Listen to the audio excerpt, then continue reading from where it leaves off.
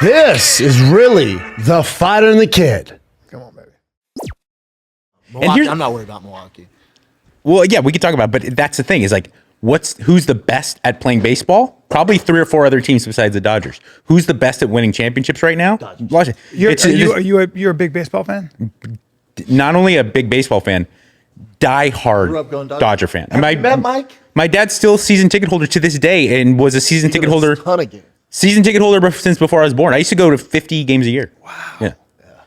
Oh, I was sitting in the same seats my dad still sits in. I was sitting right there when Kirk Gibson hit the home run in 1988. Holy shit. I was 8 years old, 9 years old. I was like, that's pretty amazing. Oh, yeah, it was amazing. When you're a kid and you see that crowd go crazy, like it's impossible. Are we recording? Chin, or no? Another thing people forget, it was 30 years ago, of course.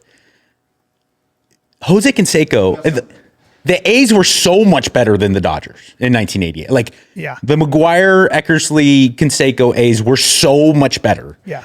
And Jose Canseco started the game in the first inning hitting a home run that hasn't landed yet. And the place Dodger Stadium was like, oh, fuck.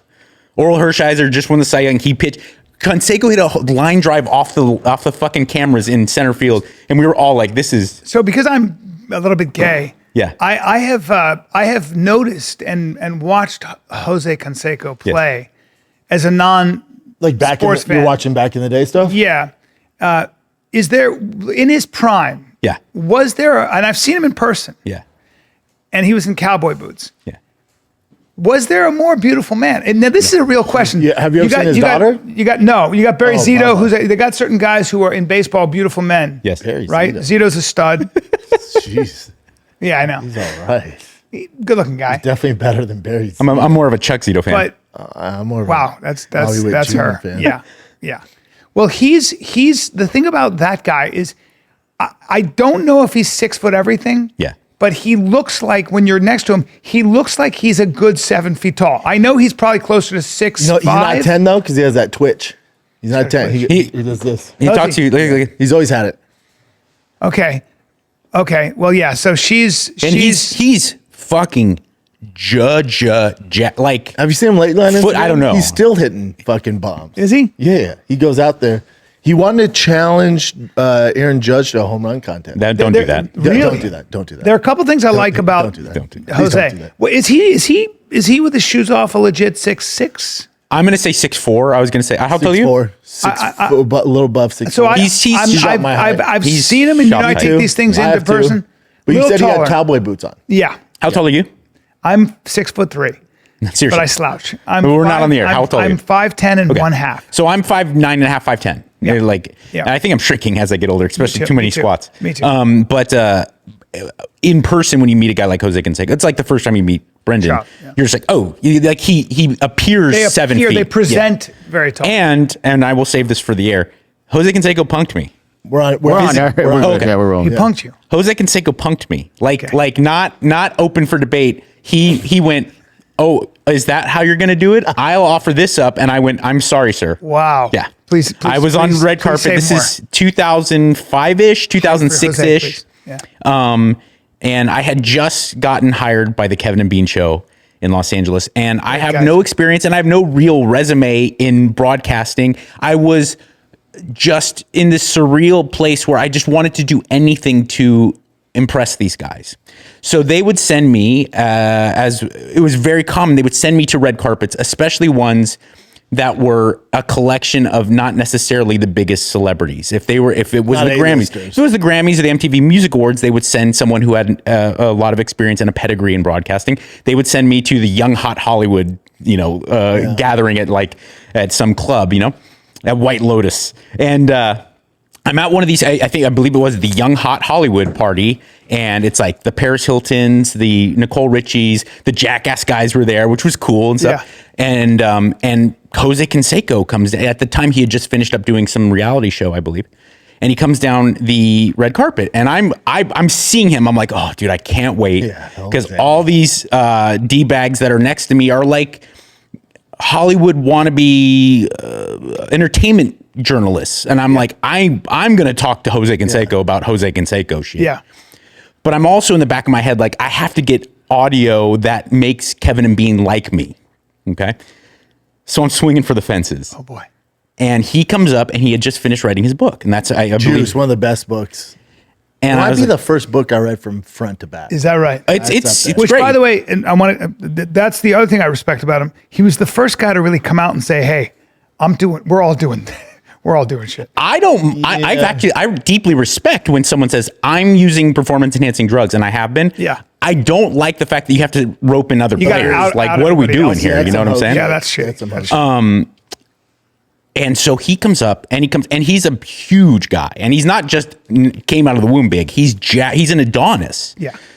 And I'm standing up looking at him. I put the microphone to his face and I go, so Mr. Canseco, how does it feel to build your legacy around being a snitch? Oh, no, you didn't. Oh, yes, I did. And he Super goes, and disrespectful. he's like, He looks at me when he says it, grabs the lapels of my denim jacket and yanks me like a baby. He pulls me up like this. He's like, what'd you say? This makes me like him even I'm more. like, nothing, sir. Nothing. Like, I didn't hesitate. I didn't go like, what is he going to do here? I was like, I'm sorry. No, I appreciate this and I appreciate him. Yeah. And I believe that's an appropriate thing Yeah, to do. I like him even because more. too many people, and you're not this guy. Right. But you were just trying to fucking new, do something. trying to you were get trying to be something. funny. I was shit posting before there was That's shit it, posting. that's I it. absolutely was. You were trolling before there's I was trying to get You got- attention. And you did it in person. To a And- lion. To a lion. Yeah. And the lion said, Hold on. hey, Jackal boy. Yeah. Listen up. There's a Mike's pecking up. order. There's a pecking order. And I would have been the same He's a fucking bad way. member jammer. Yeah. Yeah. You don't do that to the alpha because he's going to break you. And I'd love to tell the story like I was like, hey, you don't want to cross this line. I may look small. Like he grabbed me, and the way he grabbed me and pulled me over, there was a metal divider, and he lifted me and pulled me towards him. He's like, what'd you say, dude? Yeah, I said nothing, sir. I'm sorry. Do you ever see when that guy was talking shit to Burt Reynolds and he just slapped him in the face? Slapped the shit out of him. It It was was Mark. reported- It was Mark Summers. Do you There's a remember Mark reporter, and Summers? he says something he didn't like. He goes, whack. No, I believe it was. Oh no! I'm sorry. Mark Summers. Burt Reynolds. First off, Burt Reynolds should be everyone's goat because Burt Reynolds. Here it is. Met him, was in an acting class with him. Got a little slap happy last night. Hitting a CBS producer at a movie premiere in Chelsea. We're the only ones with the video.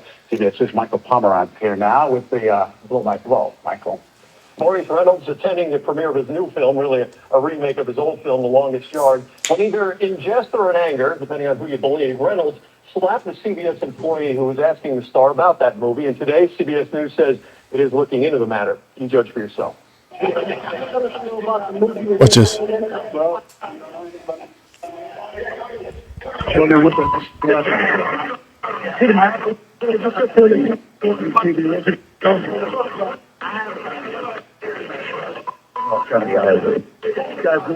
We asked him to tell him about it. He's standing here in a shirt that he's wearing, and man, breakfast in here. I'm embarrassed.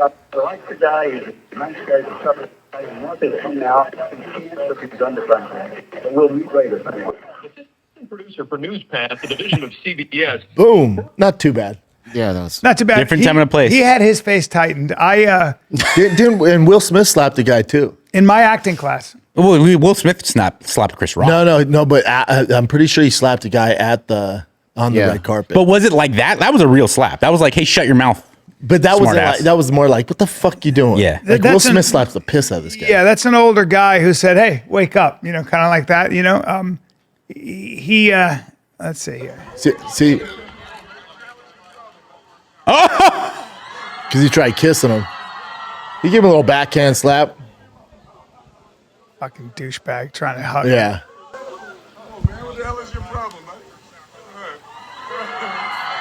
Hey, sorry, you just me in my mouth. Look, I ain't sucker punching. No, sorry, I said that on camera.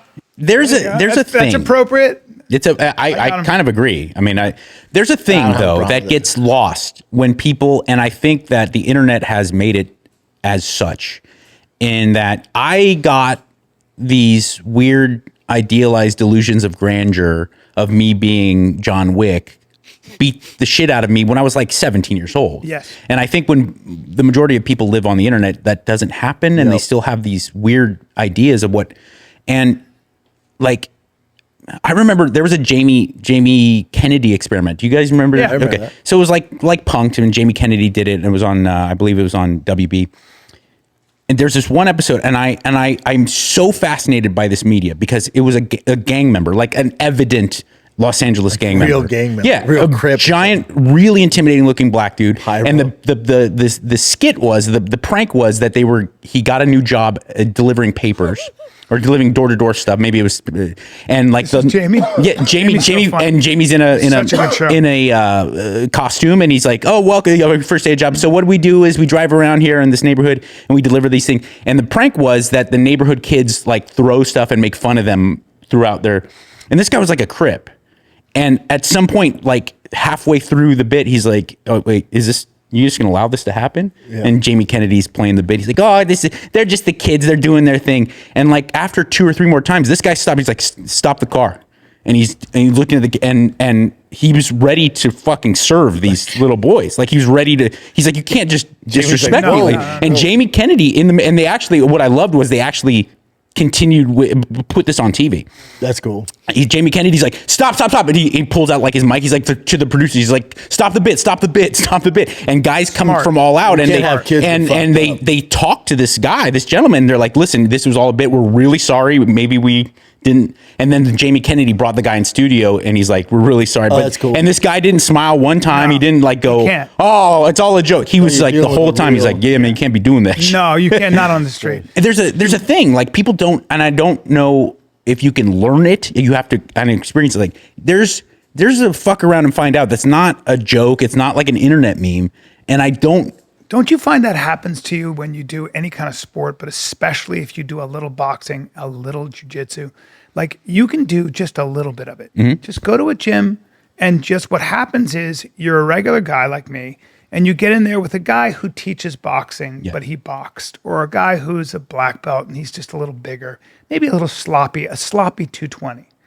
And all of a sudden you go, motherfucker, I can't do anything here. And I think it's an important lesson to do. And anytime you try hard at anything and try to get good at something, at least it'll give you like a Perspective. yeah, and just be a little careful and respectful. If you see a giant with fucking cauliflower ears, maybe he's got a couple things to him.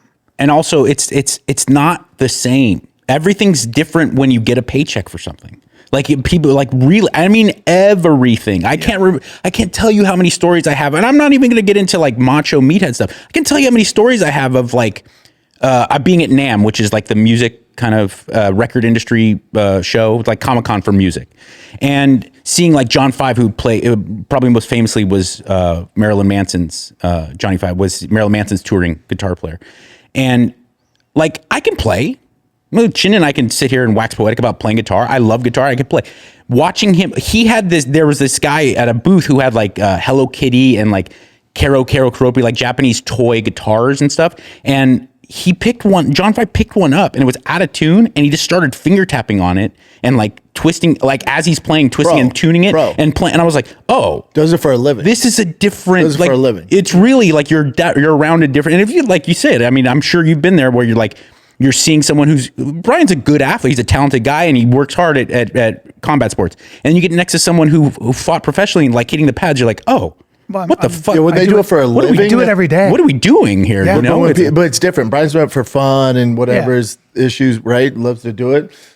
A job? Yeah. Like when you do it for a job, it's like, oh, buddy. Dude. Hey, I've had it happen to me in that regard. It's like I've created funny stuff. I was live on the air for 20 years in like a really large markets and various large markets and everything. When it comes to performing by myself in front of a crowd trying to tell jokes, it's like, oh, okay, there's some level of capability there. And then you go to a really good comedy club and see people who have been on tour for Pros, yeah. years, and you're like, Speaking of which, my special dropped yesterday, everybody. That's False right. Gods.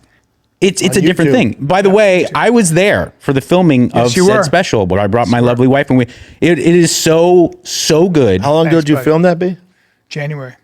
Long time ago.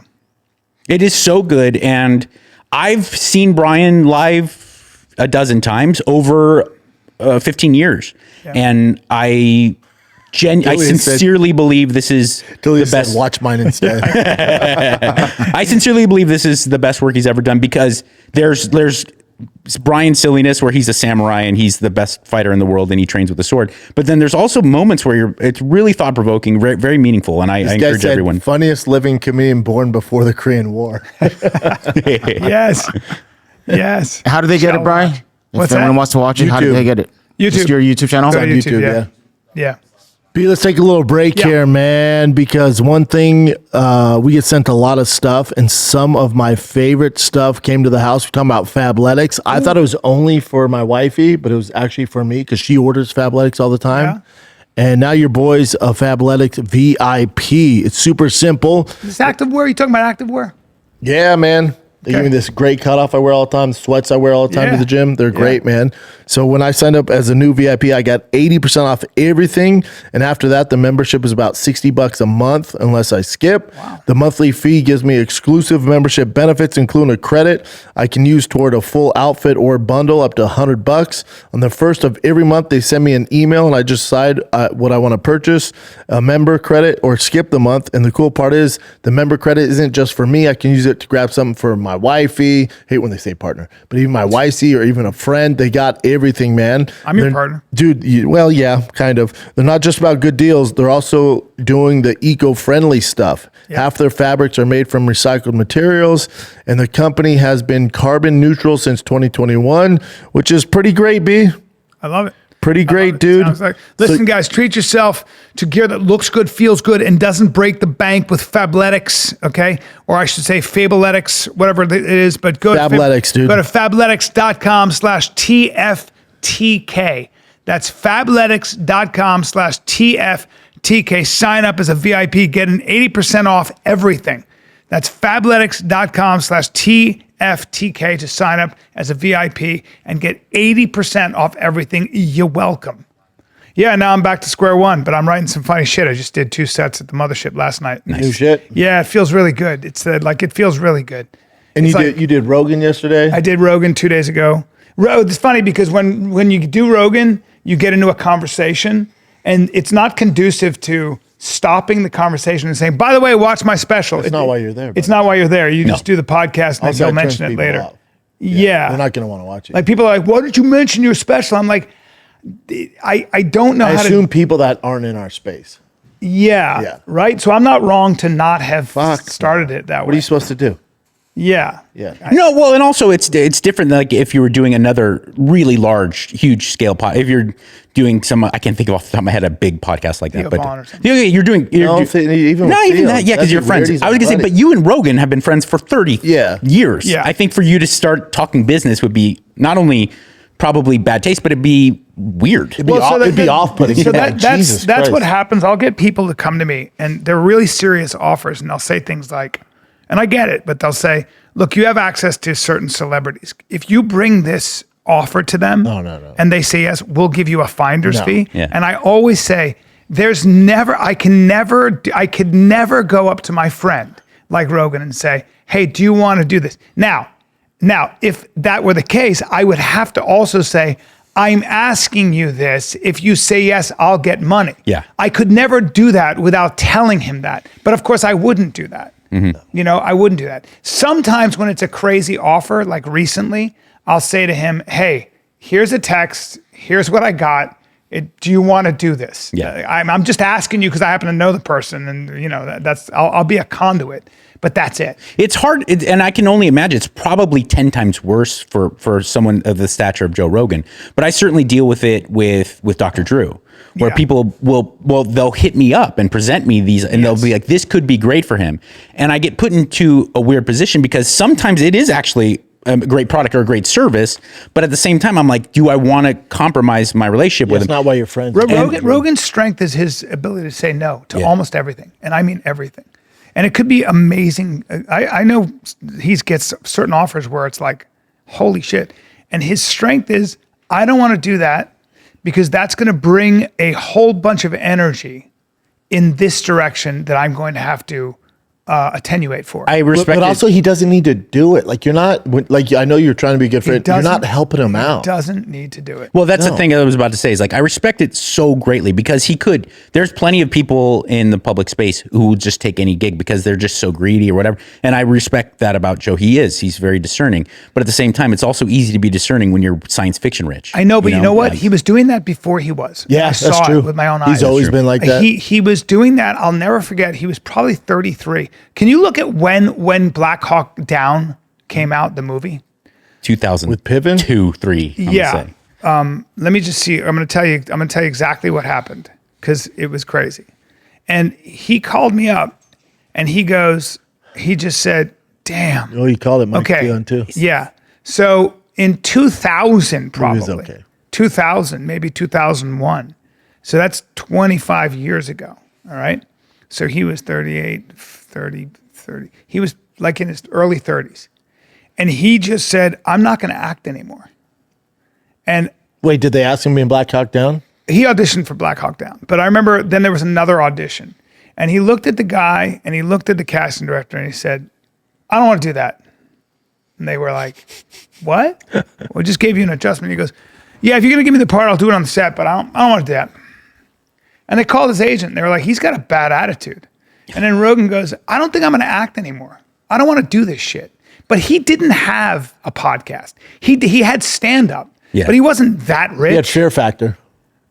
He had Fear Factor, or he was about to do Fear Factor. No. By 2002, Yeah. he had Fear He had Factor. Fear Factor. He was Scrooge McDuck. Yeah, rich by then. but when you say Scrooge McDuck, and he said it, and he's said it in person. He was probably making a lot, but it was $2 million. So after that, after taxes, probably a mil. Yeah. And what I'm trying to say is that it was never the money. He always behaved. I remember him when he was 28, and he had this house, and he would spend money because he believed in himself. Right. But he was always insane about the integrity of only doing what he wanted. I And to a respect fault. it. I respect To a it so fault. greatly because I'll be very honest. I think because I got into being in the entertainment industry, being a performer, kind of by accident. It wasn't something like I hear almost all of you guys and your crew, and you're like at a very young age, I wanted to be a comic, and I was willing to do what it took to get there. I was not. I mean, I was already working in radio before I kind of made the decision. Like this, I really enjoyed it. I could be something here. Yeah. And I was an aimless dude. So like I don't know, especially now when the industry is so different, and certainly like my professional prospects and my ability to kind of make money in the industry, I don't know if I'd have that ability. I mean, I think like right now, if someone called me up to do like an ad campaign that in 2010, when I had way less going for me, I would have been like, fuck off. I probably right now would be like, oh, okay, I'll do it. You know? Yeah. Me and Bryan were talking about this yesterday. I was talking to the staff at Ways to Well. I don't know what kids do now to separate themselves. Like it could be, when we got started, we're niche, but we're the first like dynamic duo, and there wasn't a ton of podcasts. Now Certainly it's not a like, UFC and a comedian. first professional athlete to have a pod, Yeah. and the first comedian athlete duo. Yeah. But so we're an anomaly. It's funny you say, I hate to interrupt you, but I remember having the luxury of getting behind the curtain, how crazy certain professional media companies were with how they handled you and what they thought they could do Yeah. with you and get out of you. Yeah. Like, Yeah. we'll just take 70%, right? And you get Fuck outta you get to work for us. And you're like, you guys, like, I was there. I was like, wait, what Yeah. they say? I remember Yeah, that was the We're best. like, nah, we'll bet on ourselves. Eat a dick. Remember Fox? Yeah. When They didn't know. Well, They they didn't did at the time. They didn't know podcasting, and then they were just giving us the stew and everything. And then I was like, "Oh, we need to do YouTube." And then they saw how much like revenue and all that stuff. And they were in our contract was up, and they're like, "Okay, we're gonna take 70%." And me and Bryan are sitting there, and I go, "For what?" And they're like, "Well, because it's like Because you're in our because building. you're in our building." I You went, get to put that letterhead right in the bottom of your they're like, you video. get to say you're with Fox Sports. I'm like, yeah, nobody cares. I can go rent a studio across the street. That's right. You said nobody cares. I remember, and that was like, what are you talking about? And then you went bad on them. He went bad on them. Because on the guy, because I was like, all right, we're We fucking were out asked of to here. leave the next day. Well, no, he goes, all right, man, I know you like to get on your show and talk about this stuff. He's like, do not talk about it on the show. I'm like, okay.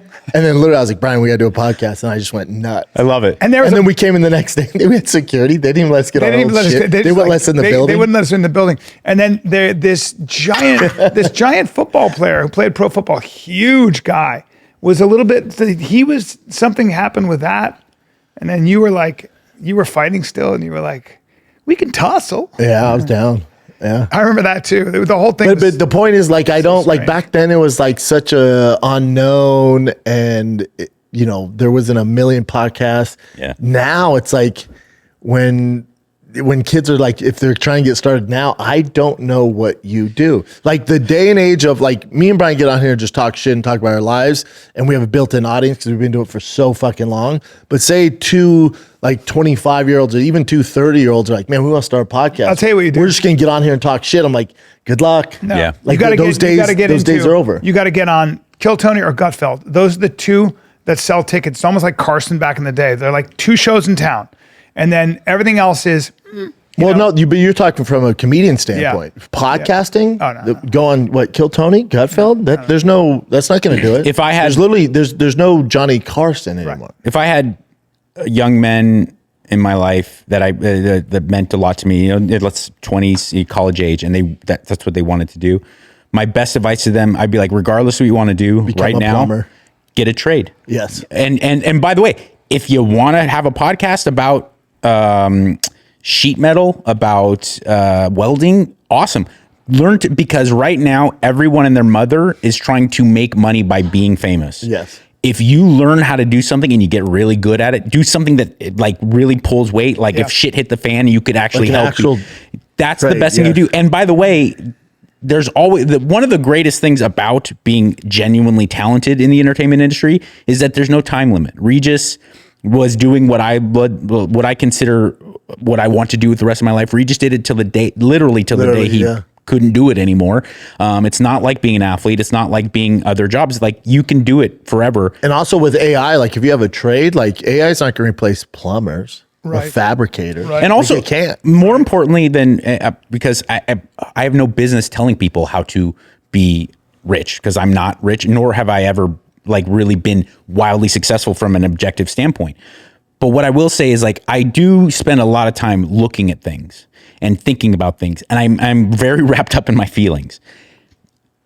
Specifically as a guy, and I hate to put a gender slant on it, going to bed at night knowing that you're really good at something that means something makes more difference in the world than any amount of course, like who doesn't want to be rich and comfortable? Yeah. But I'm saying like being able to it's literally live your day knowing like you know what, people, my toilet breaks and they call me and I fix it and I do a really good job. That's literally the only thing that's kept me sane. Yeah. Because like I had 2 sets at the mothership last night, and my new shit is like. And you were on one yesterday. I was when on one, brother. I was on one, and I had to get off the phone. Notice how I hurried up. I was dude, like, I I'll don't call you blame later. you. I had to get off the phone. Yeah, Bryan was like, I can't believe I don't even like talking to you like Have you ever heard me like that? No, well, I was driving because I was doing some because my feelings are hurt so bad. Like I put out this special and it doesn't matter, right? Like in a way, it doesn't matter. Like Specials aren't special anymore. They're not special. Nobody watches it. It's not going to make that's what you need to understand. Like it doesn't matter. I'm towards the end of it. Like that medium of like specials used to be special. Well, now they've just lost their significance. Yes. And I'm not saying your special is not important. It's important. But what I'm saying to me it is, but it's not. To me and you and like some of the older heads, it's important. But in this day and age, like to ask someone to sit down and watch an hour of stand up it's just not the way the game works. I don't blame them. I know, but it's, and I'm not saying it's right. It fucking sucks. Nothing's like that. I don't know what to do, but it hurts my feelings so bad, and it makes me mad. But it's not a Bryan Callen problem. It's not, is it? That's what I was trying to tell you yesterday. It's not a Bryan Callen problem. Yeah. Everyone's dealing with it. Right. I felt so terrible for the past like 2 days, like terrible. But like I had a set last night at the mothership. Like I said, my new shit is it's hidden like the old shit. And it reminded me that I have that skill that when I'm on. Yeah, you have a special skill set. I'm proud of it. Yeah. I'm really good. I'm as good as It's good you I went think up I'm there. as good as anybody. Yeah, it's good. I tell you that all the time. And Ari It's good Maddie you went hit up me there. with a tag with this one thing I did, and I was like, and we started laughing in the green room because Ari was like, dude, he watched it and he was like, I fucking love that this new thing I'm doing. He goes, try this tag, and I was like, motherfucker. And then he gave me the tag, and then this morning I wrote a whole bunch of stuff. So no matter what, even though I feel terrible, I have that. Yeah. But why do you feel terrible? Because you want I like can't a sell Kevin, tickets. Sometimes I feel like You want a no matter Kevin what Hart I do, response? No, You know what I'm saying? Whatever. No, I mean, I feel like no matter what I do, I can't. I guess what I feel like I just want to be able to sell enough tickets so I can continue to do make the a road. living. Well, Yeah. and that hurts my feelings. Let me And I'm talk just to you being about totally that. honest. And I've gone through it. But not to interrupt, if you listen to Jim Norton's podcast, because he had who do you have on? I forget who he had on. Our boy. Oh, what's his fucking name? White boy. Wrote the Chappelle Show. Brock Lesnar. Neil Brennan. Neil Brennan. He had Neil Brennan on. And Neil was like, hey, how do you feel like when you go on the road, certain markets, and and Jim Norton, he's been doing it forever. And he goes, yeah, I used to do theaters. Because there was a time when I did theaters. And then there's a time now where they'll have to close on they'll have to close the second row. And he goes, and then the managers at the club, and we've all been there. The managers come and go, man, this weekend, there's whatever, the gymnastics tournaments in town. And Austin City Limits. Yeah, and Jim goes, I'm going to stop you. It's not that. Trust me, if people want to come see me, they're going to see me.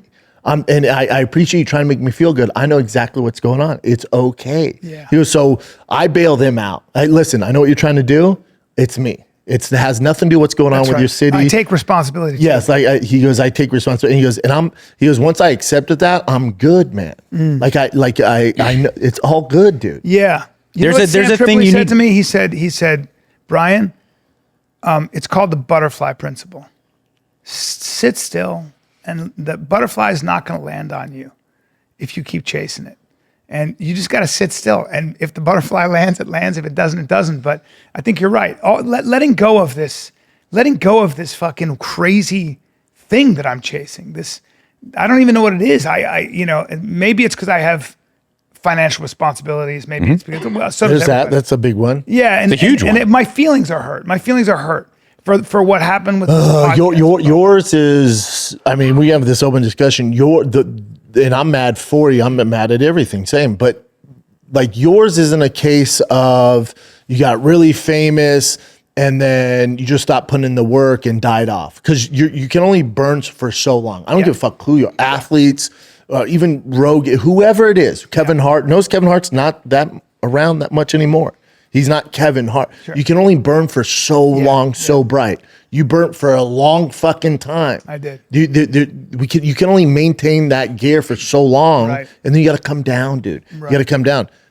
The difference between your come down wasn't your choice. Your come down was because trying to be cool here, not say it, but your come down was a result of this false narrative that this horrible woman put out on you, and you didn't have control of it.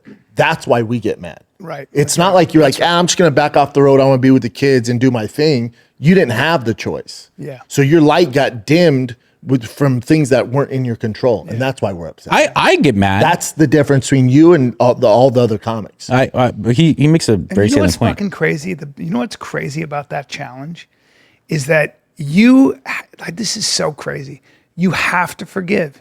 Let's take a break here because, dude, your boy is swapping parts on my Jeep 392, and I'm doing it with the help of our friends at O'Reilly Auto Parts, dude. What if you need a new steering wheel? Do they have that? They got you. They don't have one for my Jeep, but they got about everything else, man. All right. And they are in the business of keeping your car on the freaking road. Are they friendly, though? Is the staff helpful, friendly, and knowledgeable? Dude, whatever you need for all your maintenance and repairs, they've got thousands of parts and accessories in stock or in-store or online, so you never have to worry if you're in a jam. Your boy's in a jam. I got to get it done. So whether you're a car expert or a rookie, you'll find the employees at O'Reilly Auto Parts are your one-stop shop for everything. In-store or online, stop by O'Reilly Auto Parts today or visit them at O'ReillyAuto.com/fighter. That's O'ReillyAuto.com/fighter. Let's go. You have to. You have to literally, I'm telling you, Like if for anybody who's listening, you're going to get, people are going to do shit to you. I was talking to Rogan about this. Yeah, People are going to I'll use Rogan's quote on this because I'm the same as you. Yeah. All good. They didn't mean anything. But Rogan goes, cool. You can forgive, but do not forget. No, you don't forget. Big difference. But you have to forgive. You have to let them go with love, because otherwise you'll hold on to resentment and hatred. And it only hurts you. And also, it only hurts you. Yeah, though. and I also look at that anything like that. Then they win. And I also they look at that whatever happened to me. I always look at it at this. I think all of us hit chaos. Now it could be cancer. It could be a stray bullet. God forbid. It could be something to my kids. There are so many things that are way worse. Do what you will with me. I know who I am. You stay close to the truth. You're going to eat a dick. You're going to pay a price.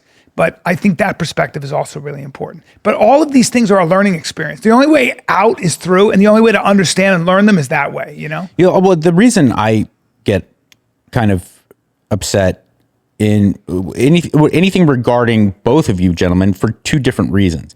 The reason I want Bryan to not have to deal with the feeling of malaise, the feeling of disappointment with what he does is because, like, so many people, especially in the modern era, the last 10 to 15 years with YouTube, with social media and stuff, there's people who, like, they have this idea and then something becomes viral, and the next thing you know, they make a living. I watch this guy do the road. I watch it, and then he gets an MTV show, and it's like a little thing here, and I was like, "Yeah, that guy's funny." And then I'd see him opening up for someone else that I went to see at the Orange County Improv or something like it, and I was like, "God, it's just consistent." Then The Hangover comes out, and I'm like, "Fucking, he's funny, man. He's playing different characters in different Hangover movies, but it's the same, clearly the same." And then he tries this podcast. I go on your podcast, the one that's like man school kind of thing, and it's like, "Yeah, well, I tried, it didn't work out. I'm gonna," and then next thing you know, I'm gonna do a show with an MMA fighter. And it's just like no one made you quit. Like, you had what you had, you loved what you do, and you continue going. And it's like that. Those are the people who deserve to be celebrated. And my only advice is, like, keep that in mind when, sure, you would love to cash the same checks that you once cashed. Sure, you probably, because you and I are coming from a different generation, you probably compare yourself as a successful comedian to Eddie Murphy doing Raw. Well, I'm surrounded by my friends who fly private. Right, but either way, but the idea of a touring comedian and then someone is like, okay, Seinfeld in his peak and Eddie Murphy in 1986. It's like, that's, there was a time and a place where Kinnison selling out arenas, Dice Clay selling out, Cowboy Stadium or something, and that is like, it can't be what we measure success by now. No, it's like, can't. Look, there was a time and a place. If you hit 20 home runs in a season, you're the man. Is that right? You were the greatest. You were the best power hitter in the league. 20, that was like a marker. Now people, you're in the middle of the lineup. Now everybody's throwing 100 miles an hour. Yeah, and it's like, you just got to change the way you look at it, because, like, at the end of the day, can you sit here and confidently tell yourself, like, I'm a damn good comedian and no one's ever held me down? Because there's a lot. I can truly say that too. And you should say that to yourself. And part of it's also like, we are dealing in a world right now where this business and information and entertainment is like a tidal wave. It's a flash flood. Like, there's so much taking our eye off this mark, right? Mm-hmm. Which is, of course, nobody's going to listen to something for. Well, I do ads, right? I do. I write funny ads and commercials. Yeah. Dude, when you can hold somebody's, I've looked at the metrics. When you can hold someone's attention, right, in an ad, for 4 seconds, 4 seconds, that is considered a win. Nobel Prize. That is considered a win. That is considered. It's not a good. very long time. It's not good. I mean, you know what I'm saying? What are we dealing with? Not good. And then I don't know if you've seen this, but they're taking whoever's doing it is taking Eminem songs and all these different songs and turning them into blues songs. Yeah. And this is not a real person singing. And the voices are so good. So good. And the music is so good that it's actually astonishing. And you start to go, what's going on here? Because I'm actually loving this music. Right. Rogan put it on. I got hip to it because Rogan put it on. I think it's okay. I think it's overrated, but go. Yeah, but he put it on. But like, I Love the Lies You Tell, I think by Eminem, I think it's called. I Love the Way You Lie to Me or some shit. It's so good. Yeah. And he put it on and he goes, yeah, this is AI. I don't give a fuck. It's good. Yeah, and I was like, I get it. Look at it this way. What's going on? What is happening? Well, okay. There's a way to enjoy both and keep things in perspective. I was on my way over here listening to Slayer songs, but done as P-Funk. And it's fucking awesome. I mean, it's fucking awesome. Like the Parliament Funkadelic has never had music this amazing, and Slayer's never sounded cooler. The reality is like, yes, it sounds awesome. I would love to listen to it. No one wrote that. Right. Jeff Hanneman had to go and write those riffs and bring them to Kerry King and write the lyrics. Correct. And I then Parliament Funkadelic and Bootsy had to give bass lines, and then George Clinton had to orchestrate. That's where the human connection to something changes it. And we will have Young AI kids don't grow. give a fuck, do I they? was going to ask you. Young kids don't give I was a- going to we say, do. we do because we grew up that way. Our young kids, if this is the new normal, are young kids really going to care? This woman is like married to Luigi Mangioni's AI. So she's in a relationship. She's mentally ill. Insane. Yeah. Yeah, but that bitch is crazy. this is a whole thing. Well, for people that are having crazy ass- relationships Yeah, with but- AI people. They'll care. Go They'll touch care. grass. Let me tell you. You know what? Go touch tits. I get Instead of go touch grass. Go touch tits. What are you talking about? I get really defensive over this because I look at younger generations with much less cynicism than I think most guys my age or older do do. too. Because I say, like, you got to understand, like, if I was talking to these kids at jiu-jitsu the other day, they're 21 years old, they go to UT, and they were talking about how they don't go to parties and stuff like that. They just sit around and like they game and they hang out with their buddies and they sit in different apartments and dorms and stuff. And I was like, you don't go like parties looking for chicks and everything? It's like, I can meet chicks on my Chicks phone. are gay, I just man. scroll and maybe, hit up dating apps and everything. And then I was like, Chicks are gay. so ready to do that.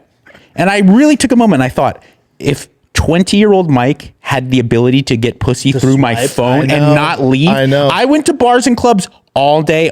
You know why? I fucking had to. There was not going to be a And it was reasonably awkward. attractive girl walking But through you my also door. develop the skill of talking, communicating. Absolutely. It's so many different people. And your boys, girls. and you're doing you're hanging. It's such a better time than you swiping on your phone. You guys are fucking it all. Well, You're fucking the whole game well, up. it's the dude. best time. You're missing out. It was the best Because time. even if you struck out with the hot chick, at least you're with your boys and you're getting roasted. You're having drinks. Yeah. You, Dude, you and I met when I was the best. Yeah, I mean, The best. And You you guys tell are them, missing out, dude. don't ever tell them about the time you went home with that guy and it was totally supposed to be a Listen, secret, man, right? The night Right? was Yeah. young. The night Yeah, the was night young. was But young, positive so much attitude. of our bonding was just you were single and Yeah. and just the fucking hilarity. It was so fun. The hilarity. And you're of, not like, going to get that swiping up. You're not on gonna that. get it. stories. But- He'd come back and he'd be with some lovely, classy young lady. Let's And I was use something that's a little less dense than say meeting the opposite sex or dating or socialism. Right. Movies. You're talking about movies. Yeah. Sure. Attention span is so low because kids are used to doom scrolling and everything's kind of like ADD flashy and everything. There's gonna come a moment where they're gonna read a book, they're gonna see a movie, and it's gonna hit them. There's gonna be that moment. Hopefully. I can't tell you how many times I've had that experience where I wasn't even prepared for it and something just overwhelmed me. I was watching Mad Men one time and I had from my left brain, I had a very deep appreciation for the show. I was like, so well shot, the acting's amazing and everything. But there's a scene where Don Draper decides he's going to quit drinking. Okay, he's compromised too much in his life, and it's not 1965, so there wasn't like any programs or anything. Yeah. He's just like, I'm gonna white knuckle it. So he wakes up in the morning, he goes swimming instead of sleeping in, and he goes to the office, and and a couple of the other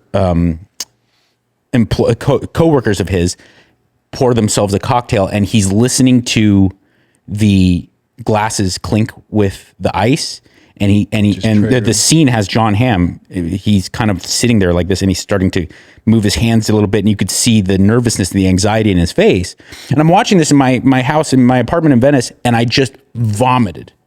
Like, no lead up, visceral. I just vomited all over my table because I had such a deep reaction to that. Wow. And I As a former addict? do I want? Yes, exactly. Yeah. Do I want everyone to have to be? No, but you're gonna watch. My daughter and I were watching Jaws 6 months ago. My daughter's 11, so at the time she was 10 years old, and there was this moment where they're in the boat's kind of broken and the 3 survivors are sitting there at the end and it's just silent, no soundtrack or anything, in the ocean still. You could hear the ocean and they know that Jaws is in there somewhere. But it goes on for like 90 seconds. I know. You know, you don't see movies. And my daughter looked over at me and she goes like, God, this is so tense. And it just goes to show, it's like she's certainly a product of this high, fast pace. But it's still available to her. But something's going to happen where you go like, oh, this is nice. And I'll, you know, if I'm bored waiting for my car to get done being serviced, I'll sit there and look at chicks with fat asses and guys, you know, punching each other in the face. Yeah, I think we're going to. But there's going to be There's gonna be adjustment. my best proof for this, or my best evidence, is my daughter was having a sleepover. How old is she? She's 11 now, but she was probably She's 11 now. Yeah, Fuck, I know, dude. I know. And she got my Known you wife's a hot second. she got my wife's family's genetics, so she's like 5'6". You know, like I come from a long line of very little people, and so it's very funny to see that, and it blows my mind. But she had a sleepover a couple years ago, so she was like 9ish, and there's 9-year-old girls sitting around, and they were like, "Let me see your tattoo." They were making fun of me and like showing, "Let me see your tattoos," and I was showing them different ones and telling them stories and stuff. And I wrap it up with like, "You guys, you got any tattoos? Huh? Tattoos when you're 18?" And I'm like, "No." Like stupid. And right there, I got hit with a tongue of brick. And, you know, when I was their age, I want tattoos. because badasses and rebels and rock stars and bikers had tattoos. Yep. Now every one of their parents, at least one of them, has a full sleeve and fucking And it's probably not cool neck anymore. tattoo. It's not And cool so they anymore. go like, "Well, this is stupid." Yeah. Yep. I'm not gonna do what How Dad fucking did. funny that is, right? And I think that there's going to be a generation of people who grow up watching their mom and dad go like this, and they're Agree. like, "Fuck that! Have I'm you going to seen- listen to records on Yeah. vinyl. I'm going to watch movies in a theater." Have you seen the And there's gonna be a influx of comeback. church going that is going on too? I know that it's It's up big time. Oh, huge. it's up big time. Church President Trump loves to monogamy. take credit for that too. Yeah. Well, he can take some credit for. I think Charlie We have to Kirk give gets some him. credit. We have to give him serious credit for bringing what may very well be an actual real peace to the Middle East. Yeah. I mean, this is so incredible because this dude, and my joke is he brought peace to a region of the world that's been at war since Moses Forever. had a parting of the ways with the Pharaoh. And Homeboy did this. And you're going to see the money in the Middle East, Saudi Arabia, UAE, all these big players, Qatar. There's more profit in peace now Getting with together. Israel. Yep. It's just better for business, bro. Well, And and this at the end bullshit- of the day, that's all they want. It's it. As soon as someone goes, "Hey, you know, you can make more money actually getting along," I'm like, Yeah. say less. And what bothers me also is You know, you that don't have to kill people for profit. Right. I'm like, really? Yeah. No, dude. Really? And then if you guys actually work together, you make more money. right. And then Hollywood and Hollywood has been, you know how they're always on the right side of history. and Hollywood now We're so late to the game. oh man, and Hollywood of course Like, wait, we can't do blackface? Like, no. right. And the Hollywood fucking was talking about Gaza, and you know, there's a real debate there about like the over destruction of Gaza. Yes. But now you see what Hamas is doing, where they're executing their own people in the streets. Yeah, it's pretty nuts. And not a fucking word. No. Not a hey, Mark can't. Ruffalo, and all you guys. Talking about where Hulk. are you? What do you have to say about Hamas now? Yeah. They're killing people. Can we have some consistency, motherfucker? We it's suspect Hollywood. that this person might be working as a double agent for Israel, and then they just chop their head off on camera. Yes. And everyone's like, "Yeah, all right." They killed 33 members of a one family. One family, yeah. Like for collaborating. Yeah. I mean, you know, It's the most of Mexican course, shit I've there's a ever lot heard. 33 members in one family. Yeah, it was a lot of fucking. But I heard that, I'm like, there's 33 families?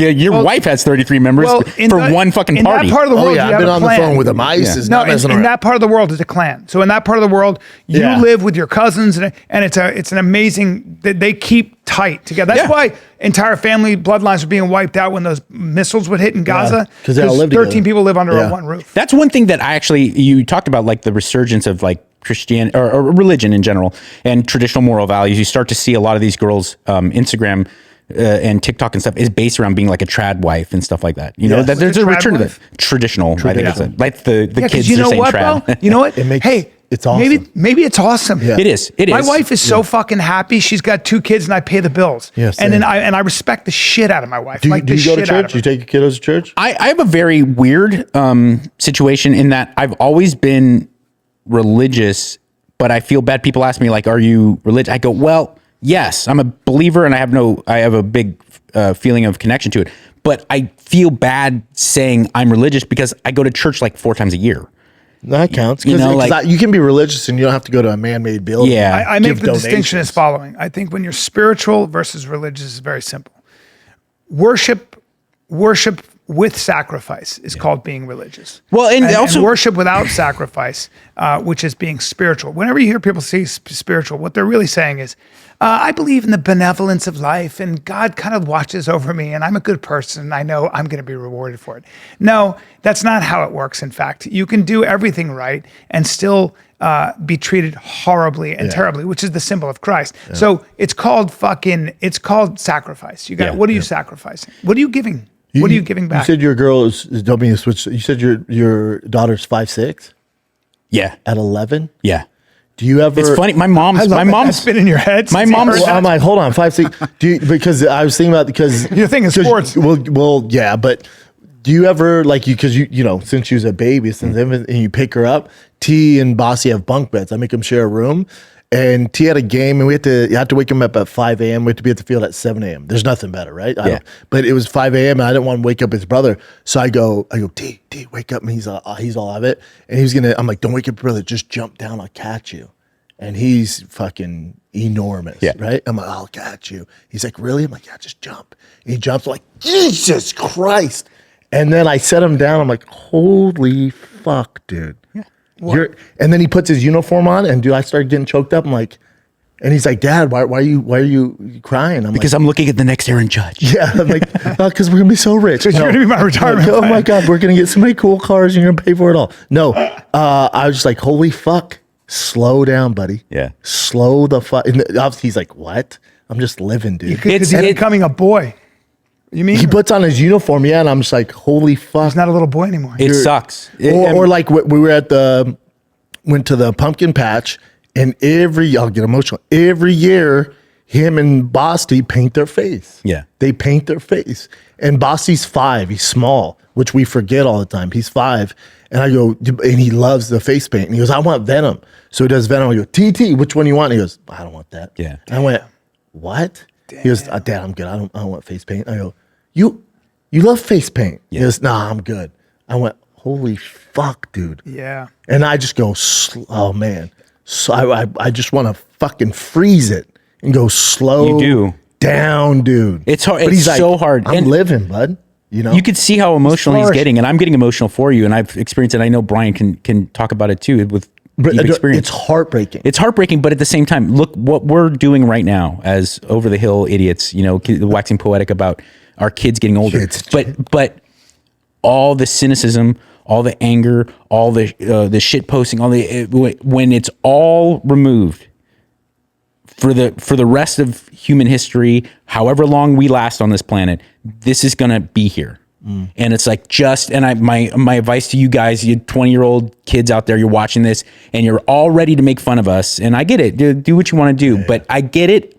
But just trust me, like this is when you're 90 something, you'll hopefully see. you'll be looking at your life and you'll be staring at your deathbed and you will say to yourself, like, all that shit didn't matter. None of it mattered. Only thing that mattered was this stuff. This weekend, you know? I'm going away with my 3.5-year-old, 14-year-old, and my 85-year-old dad. So it's 2 sons. That'd be cool. It's so fucking cool. And yeah, man. But I'll tell you something. But Do you ever I'll tell see? what Do happens. you ever see how your dad treats your son? Yeah.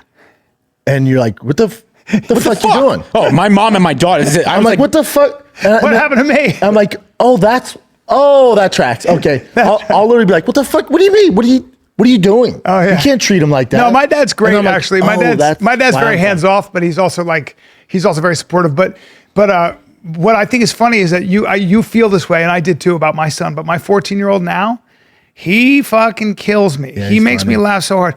I FaceTime this motherfucker, and I'm at a restaurant waiting for my food. I'm at Elizabeth Street Cafe waiting for my pho, and it's This nothing is shit but we did. dude. This is shit what we you did. and I do to each And other. when Not anymore. I'm FaceTiming him. We I got used my to. boy Kevin Bay right here, and This is so and funny. and I FaceTime him. My son, 14 years old. He goes, where are you? And I go, I'm waiting for my food. He goes, where? I go, at a restaurant. And he goes, people around? I go, yeah. 'Cause I'm like, what is he asking? He goes, this guy touches minors. He touches minors. I'm like, this motherfucker. I'm like, I'm trying to hit my He fucking. grew up with you and me, and that's what we did. That's all we did. Dude, it was the best. That's all we fucking did. Let's take a little break here, B, because everyone's asking. God, Brian's shirt looks so good, man. Well, dude, it's a white shirt. It's a True Classic shirt. Okay, my underwear is True It's Classic. all we wear. Everything I wear is True Classic. It's all we the rock time. here. Okay? True Classic. Everyone knows them now. They're in the UFC. They're in Target. They're in Costco. Listen, they're great. We've been with Ryan since day one. His factory was right next to our studio, so we've known Ryan for a hot second. You'll see him everywhere. He started with Fire and the Kid. They're the best essentials you're ever going to need. Shirts, freaking button-ups, chinos, joggers, hoodies. They got it all. It's your one-stop shop. Forget the overpriced designer brands. Ditch the disposable fast fashion. True Classic is built for comfort, built to last, built to give back. I've had my white True Classic shirt for literally 5 years. It looks brand new. It's awesome. The quality If you is see me in a white unbelievable. tee, it's freaking True Classic. Yep. So again, you get it at Target, Costco. Head to trueclassic.com/fighter. Get hooked up today. It's True Classic. Back to the program. It was the best. That's all we fucking did. That's and Will literally all Sasso, we like did. he's a product of that. He's dude. He is. Yeah. He says the most inappropriate shit ever. Like, Small that's non what we did. sequitur, but you brought up his name. I met Will. I don't know him. We're not like friendly or anything, but he came on Loveline a couple times.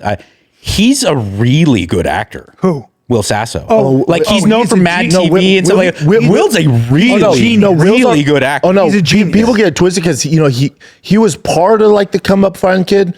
Will Sasso is our most talented friend. Oh no, he's we're friends. really Theo's talented. up there. He's a genius. But Will Sasso, he can do anything. pound for pound, and he's huge. So pound for pound, most talented friend we have. I think the most talented person I've ever met, and I've been around. Zach Galifianakis is hilarious. You name it. Will, But I knew him as Will being. can literally up do there. anything. Yeah. And Will could do stand up. Like I could. Remember take when I Will, do Schaub and Friends, the comedy store, and he go, "Hey, can I come on? I have this bit," and I go, "Will, you don't even do stand up?" He goes, "No, I have this in a bit. lineup I got of killers. In a lineup of Oh, killers. I'd put it, and he'd be like, "Just put me middle," and he would wear these glasses and pretend he's like with nervous a wig. and fucking He had up, some shitty wig, and just read off this And terrible. he's huge. Yeah. It's so good. Dude, when I tell you he would murder, like it was literally like there is no one like him. And he would do it once every like 5 years. He was I just used like, to say I'll to go him, up I there. used to be like, sometimes I just have to be like, you're a fucking genius. Cheers. I'm like, don't say cheers to me. Shut the fuck up. Dude, all we do is text. I still get Dude, text. remember when we were doing Fire and Kid 3D and we had him on? Remember when he was the new employee in the office and we couldn't get through scenes? Well, he's a genius. There's no one With like him. you. He's really talented. Yeah, I mean, I only send knew me- him he'll from be in Mad Europe. TV. That's all I knew him from. And then I was watching reruns of Modern Family, his arc there, and I was like, oh my gosh, he's good. Then I just saw out of the blue, I saw a movie with, she used to be married to, I'm lost. I'm really getting old. American Woman was the name of the film, but beautiful kind of British actress. She was Jude Law's wife for a long time. Like Kate. Anyway, the name of I believe the name of the film was American Woman, and he plays like just everyday American kind of blue collar. Sienna Miller. Sienna Miller, that's yes. right. She's the star, and he plays Christina Hendricks' husband, and he's like a blue collar dude. Beer drink, loves to get home from works hard, takes care of his family, drinks a beer. But there's an arc where he has to kind of show this vulnerability, and I was like, whoa. Wow, Will's a really good actor. No, there's been a few guys where, I've been on sets and I'm like, oh my God, they're so talented. And there's like a couple, oh God moments. Is Will Sasso, when we were doing Fighting in 3D, he was just so much better than everybody around where you're just like, oh my God. And then David Spade, when he's hosting that show and I was watching him host, I'm like, well, yeah, there's a pro. Yeah. David Spade was on Rules of Engagement with my wife for a long time. He was the star, and my wife was on that sitcom for many. So I got to know him visiting set, and then we He's go to awesome. he is So talented. I like he's one of my favorite people in like as far as like big too. stars. Me too. Because his whole thing is built around being the sarcastic, smart ass piece of shit that he makes fun of it. And you get him alone, he's like the nicest, Yeah, he's Dave's fucking great. considerate Dave's guy, great. you know? He's Such a good great. It's a privilege to be friends with motherfuckers like that. Like it's a privilege to just be around them and just know them and most importantly to get to play with them. Yeah. Like Will and Their I cocks still and stuff, right? Well, yes, Will and I still have a text thing that we do You constantly. guys are so immature. Dude, he'll send me. He was in Europe, and I go, "Where are you?" And he goes, "Naples." I'm Italian. I go, "You're not fucking Italian. You're Slovakian. Shut the fuck up." And blah blah blah. And then he's in a museum, and all I get is pictures of dicks. just their Yeah. dicks, just their Sent dicks. just pictures of all dicks. And I'm like, he's just But he took the time, his entire vacation, taking pictures of dicks for just us. for me. He's still a guy. It doesn't matter how sophisticated so funny. someone gets; they're still a guy. Oh no, it's all dick. It's all dick jokes. But you talked about, you're recognizing that your kids are getting older and like the loss of the innocence of childhood, and it hurts and it will continue to hurt. There's nothing you can do. But But it's gonna I will change. tell you, on the back end, the things that you develop as they get older make up for it. He's gonna be your friend. I used to cry. Oh, we're best friends now. Yeah. I used to cry so much, and when my daughter stopped wanting to watch kid TV, and she was like, "No, she's more interested in more adult And they TV." go upstairs, you're all, I would get really upset when know. she the transition from we would go see a movie with like her female friends and stuff, and she'd be like, "Oh, Papa, come sit next to me right here." And then it was like, "We're gonna go sit by ourselves. Is there any way we can go?" That hurt, but then every once in a while she'll have like a social issue at school and something. She'll be like, "Papa, can I talk to you real quick?" And then you have that moment where you could see she's ruminating on things and she wants your opinion, and it makes up for everything because it just transitions. Never had that with my daughter. She rolls her eyes at me. My daughter's a beast. just a savage. She's like, "I'm studying right now. Is there something I can?" I'm like, Yeah. She's fucking focused. I've never had to worry about her. She's never gotten anything but an A+ ever. So it's like she plays the violin. It's all type A shit. I have to be like this. I have to be like, "Hey, can you just cut it up a little bit and just have some fun?" Or is this It's not her personality. She's like, Yeah. fun. She's an Asian. She's raising herself the way a tiger mom would raise a young Chinese. She's the one you send out if this ethnically was Chinese. Spartan days. She's the one you send out on 300. And you don't worry about coming. You back. don't worry about Yeah. it. She'll find a good. way back. Yeah. My first wife, she said she was sick. She hadn't slept, and I'm like, she's fucking sick. She hasn't slept, and she's got to go do a full day. And she goes, hey, listen, Should be fine. she's tough. Yeah. And you'll never know it. Unlike you, who's gotten he's only gotten 7 hours of sleep, and we all have to hear about it Yeah. and how you're dying. Okay, she doesn't have your genetics. Yeah, just everyone's different. Yeah. Like T today was like, "Dad," because I always pick him up at the bus stop. He's like, "Dad, me and Bossy want to walk home." I was like, "God, it's stupid, man. I'll pick you up." He's like, "No." I'm like, "Do you know the gate code?" He's like, "Yeah, he told me the gate code." I'm like, "Right, but it shuts fast." He's like, "No, I can go on the side." I'm like, "Right, but I'll be there to pick you up, dude. I'm gonna pick you up." He's like, "No, we don't want you to. We pick want How to long of a walk home. is it? It's not far, Yeah, but still, right? Yeah. It's like My daughter- Bossy's so young though. but he's with T." He's with his older brother. he's with his big brother. I went to see my daughter's. I shiver telling this on the air because not because it's embarrassing to her, but my wife will fucking kill me. But my daughter had a performance at her school the other day, and my wife was in Los Angeles filming something. And so I was going to go by myself, and I was excited to go, but my wife was really broken up that she couldn't go. So I show up, and my daughter comes out to perform, and I see her, and I'm like, "Hi," and she's like, "Hi." And I'm trying to sneakily film because it's a very small school, and I don't want to be that because it didn't look like a lot of the other parents were filming, but I wanted to get it for my wife. And my daughter finishes like her part where she's performing. She's just standing on stage, and I was like that. All right, good job. And my daughter's like,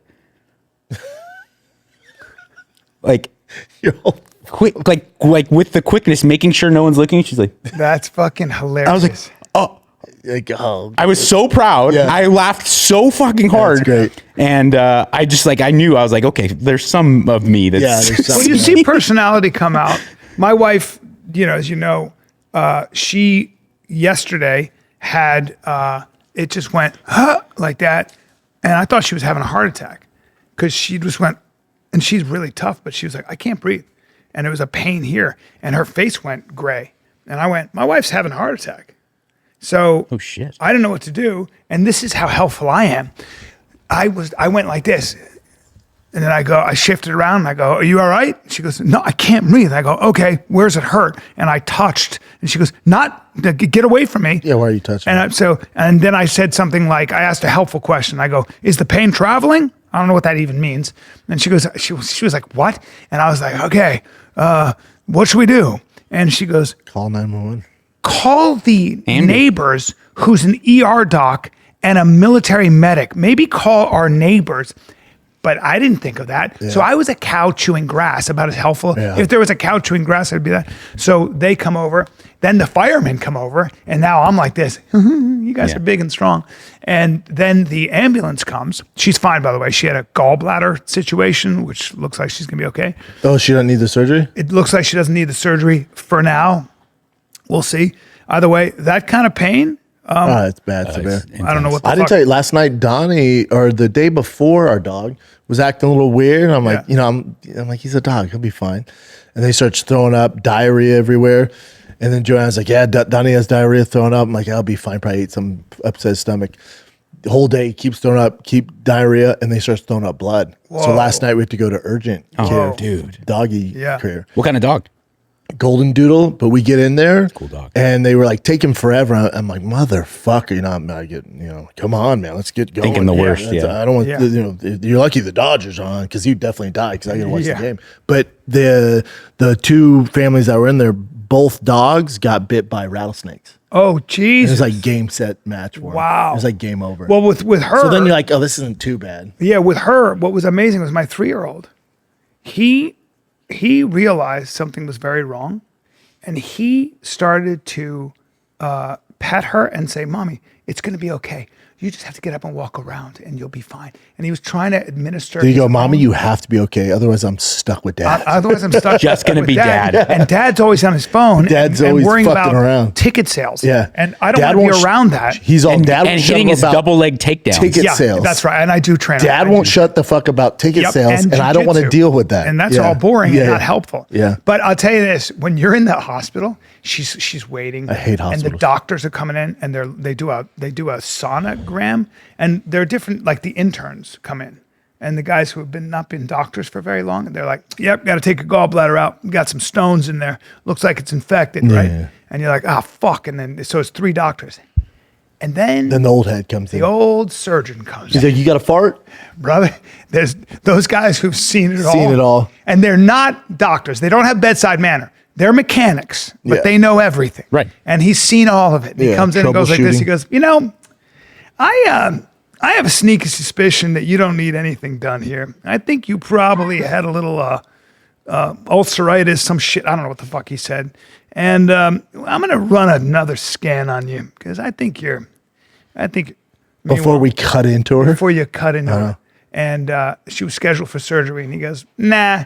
And she was like, what the fuck? Yeah. Well, guess what? Everything is She had to pretty much fart. fine. She had to fart She had to hard. fart. She said to fart. Yeah. There's something that comes with being able to perform under pressure like over and over again. That there's something that comes from that. You can't train it. You just gotta have to- do it. You can sense it too when they come in. You're like, "Oh, this is a real Those, motherfucker." yeah, I'm gonna listen that's to right. him. Because those surgeons, It's a real motherfucker. You think it's the end of the world? Those surgeons see this all day, every day, and much worse. And if they don't panic, then I'm like, "Oh, we're good, That's baby. it. We're good." They don't. He's like, well, it could be cardiac. He goes, I don't think so.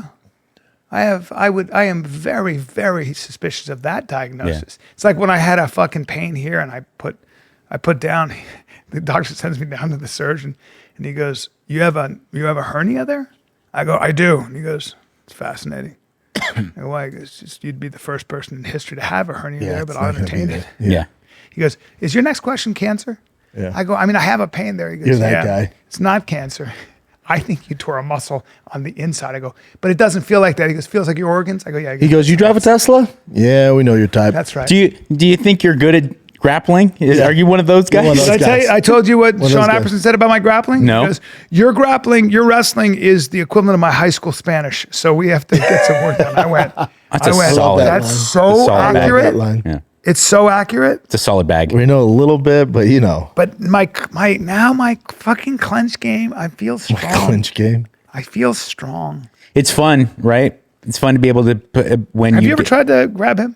I don't want to do that. Yeah.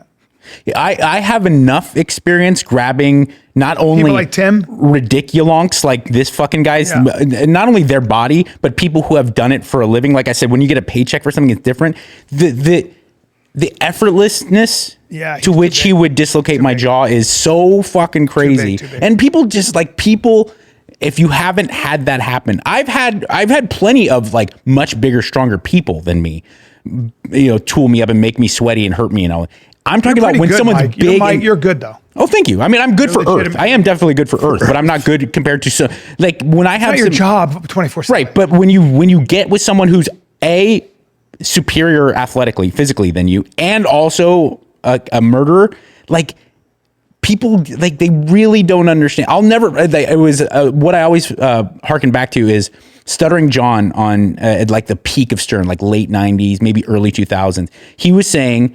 He didn't play high school football. He's not like an athletic guy. He's like, I definitely could pass the line of scrimmage in the NFL if you handed off the ball. I was like, listening, I don't know the guy. Who said that? Stuttering John. And Gary and Howard's like, I don't know sports, but I don't think you want to. And I was like, dude. Well, was he serious? He was dead serious. He's not being mean. He just didn't know. He had an awful stutter. He was great. I know, but and it's just ridiculous delusions of grandeur, and also someone who's never seen NFL football or even like a good university football player, watching them move, and you're like, oh well, high school. I don't. He wouldn't do that in a good high school. No.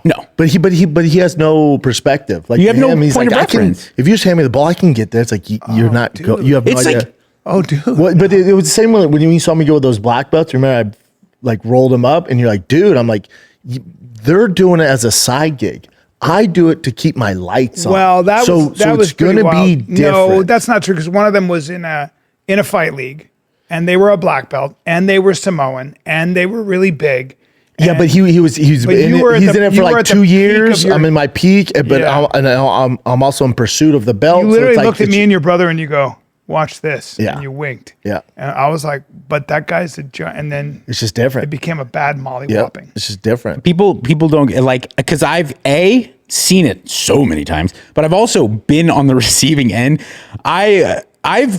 It's clear to everyone involved. I'm joking, but I'll pull a Callen. I'll be like, I'll be nice and I'll take it easy on you.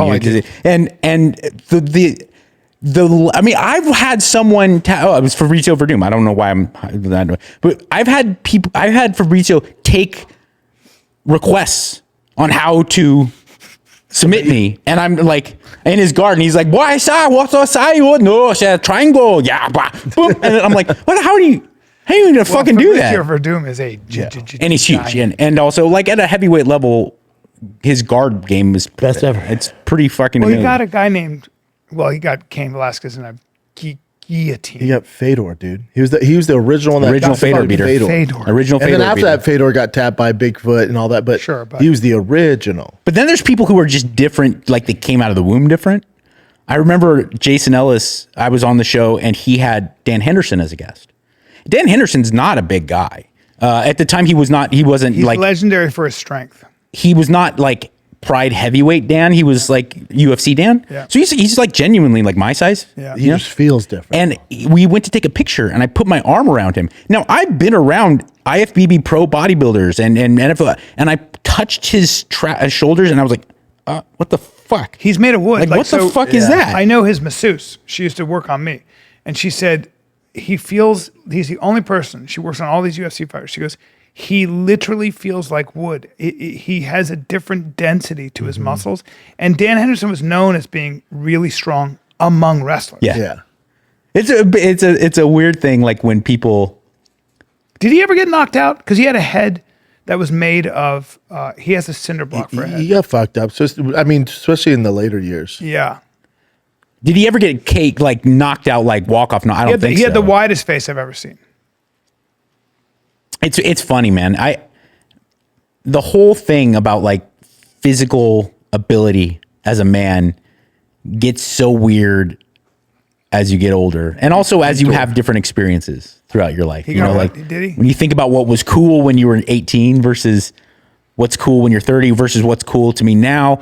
Also, like how I analyze things. Like I had a weird experience the other day where I was at a bar in Austin, and it's right near Terry Black's. But I don't drink it, I don't party. But I went with friends, and it was after an event. And this guy was a college age kid, really young looking. He was just being very belligerent. And then at one point, he starts talking shit to the waitress, to the bartender, and then it drops a C-bomb. Like, and it's weird when you hear the word cunt in the wild. Like, it's not, like a British friend, like you're and you hear, when American says listen, cunt. cunt. And I was Yeah. like, yo. You called the woman a cunt? Yeah. And I'm not like, Mr. Tough Guy, but out of instinct, I was like, hey, dude, pump your brakes, man. And he was like where Brendan is standing, though, by the bar. He's like, pump your brakes, dude. And he goes, what are you going to do about the pussy? And he was hammered. And he was bigger than me, but he was like man tits big. And I was like, man, there was a part of me that wants to say like, well, we can find out. You want to walk outside? And I didn't do anything. And I was like, listen, dude, you can't be calling people cunt. He's like, I'll do what I want. I was like, yeah, I understand. But dude, you're going to get kicked out and it's not a good look, Nothing happened. That's a smart way to deal with it. But then I got in my truck and I drove home and I'm driving home. And I'm like, I'm ashamed. And it's weird because no upside to that. And I know that. Zero. Because I'm with you. Zero I've been upside. there, but then when you think about it, and then what's going to happen? Let's say you knocked him out, whatever, choked him out. Then people are like, you know who that was, right? And then he's like, yeah, I'm going to sue him. You'll be sued. And then that's how it goes. Yeah. That's and this he day could and hit age. his head, die. A lot of things like that. Wait, Because you hit him first and all that stuff. I forgot who it might have been Donald Cerrone. I forgot who, but it was someone, I was not there. It was on someone else's show that I was listening to. And he's like, look, what's the best possible circumstance? A broken hand or a night in jail or both? Like how, Cerrone he did this post where he's talking about, he's like, if you're driving and some guy's on his horn and talking shit, and then you come to a stoplight, the street, and you park and get out, you're signing the contract when you get out and put your car in park that you're down to fight. Like you're basically signing the contract, and then I'm going to get out of the car. It's that one right there. You guys want to hear it? Yep. He's right about this. Happy Wednesday. Good morning. On today's episode of Fuck Around and Find Out, stoplight sparring session. I just think there needs to be repercussions for people that run their mouth in their trucks and flip you off and get all crazy and wild. But I just want to know, I live in a small town out in the country, and I want to know, is the general census with everybody else, when you throw your car into park and open your door, that is signing on the dotted line, correct? For everybody out there. So don't think when I throw my car in park and open the door that there's more to be said out in this situation, right? Just curious what everyone else thinks. I think that you should have to answer for what you say, being on the computer, on the phone, in your truck. When you want to get wild and you want to get crazy, you should have to pay for the consequences that your mouth gets your ass in trouble. So fuck around and find out. I had a crazy guy driving wild, making gestures, going crazy. When we finally reached the light, I simply rolled my window down and I said, "What are you trying to do?" The only words I exchanged with the guy, he throws his car in park, opens his door. That to me is signing on the dotted line. Just curious what everybody else thinks. Let me know in the comments. I think you should have to put your name, number, and address down when you make shitty comments. And I think you should have to pay for actions you make in a car. I don't need to explain what else happens in the story. I'm sure many of you could elaborate in your mind what goes on. But what did happen? I just think Fuck, they did up. it might be wise for people to just shut the fuck up in your car. Yeah, don't pick a fight with Donald Cerrone. Or anyone for that matter. Yeah, but like take a look at someone's ears or just, I don't know, the calmness in his eyes. Also, how about that? Just the composure when that is presented to him, that would make me scared out of my mind. Like, I was looking at not Donald in particular, but don't you think in probably 5 to 10 years, the way talking the camera, do all this stuff for social media, don't you think eventually, just as society, I'm like, God, that was stupid. And don't you think it stops? What stuff? Social media. Like the whole sharing everything, the selfie videos, the constant pursuit of it. At some point, I think eventually society's like, that was such a stupid time period. I don't know, because I wonder what it taps into in the human animal, which is something like voyeurism, like watching people fail, watching people get destroyed, watching your side win. But maybe what happens is we start to realize we're being gamed. That's what And I that think. this like is the younger an audience. Like, addiction. weren't you saying like your daughter, they don't fuck around with Twitter, right? This is an addiction that maybe we find out that this dopamine thing we're getting is as bad for you as any drug in the world or worse. And maybe Or like Mike said, like you're like, kids are gonna grow up and be like, yeah, my dad was constantly hunched over on this device, didn't watch my game, not Has even paying myopathy in attention. his eyes. And so this younger generation, like that ain't the way, man. Like that shit's lame. it's lame. And We're I not think there's gonna be a connecting. wave of that and be like, yeah, we'll entertain some of it, but Yeah, dude, I think what's my, really my going- dad missed my touchdown because he's watching fucking TikTok. Well, I think what's actually going on too, Peter Thiel's talking about this, saying that he's like obsessed with the Antichrist and stuff. Well, there's a case to be made that this weird AI situation is dangerous and is, of course. anti-human and is fucking and is not good for us in any facet. No. And we're being sucked in. When I listen to these songs, I'm Could like, be a Trojan this horse. is wrong. It This could be a is Trojan weird. horse to get in, I think it and then already we is. become cyborgs.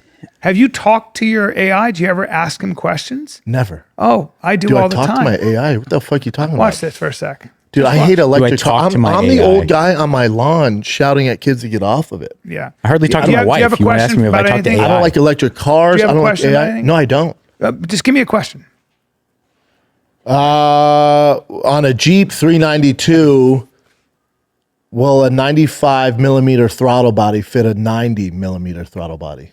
Will it do that? With a Jeep 392, if you're thinking about a 95 millimeter throttle body, it's definitely a bit larger than the stock one, which is typically around 90 millimeters. Now, will it fit? Physically, yes, it can Yes. fit on there.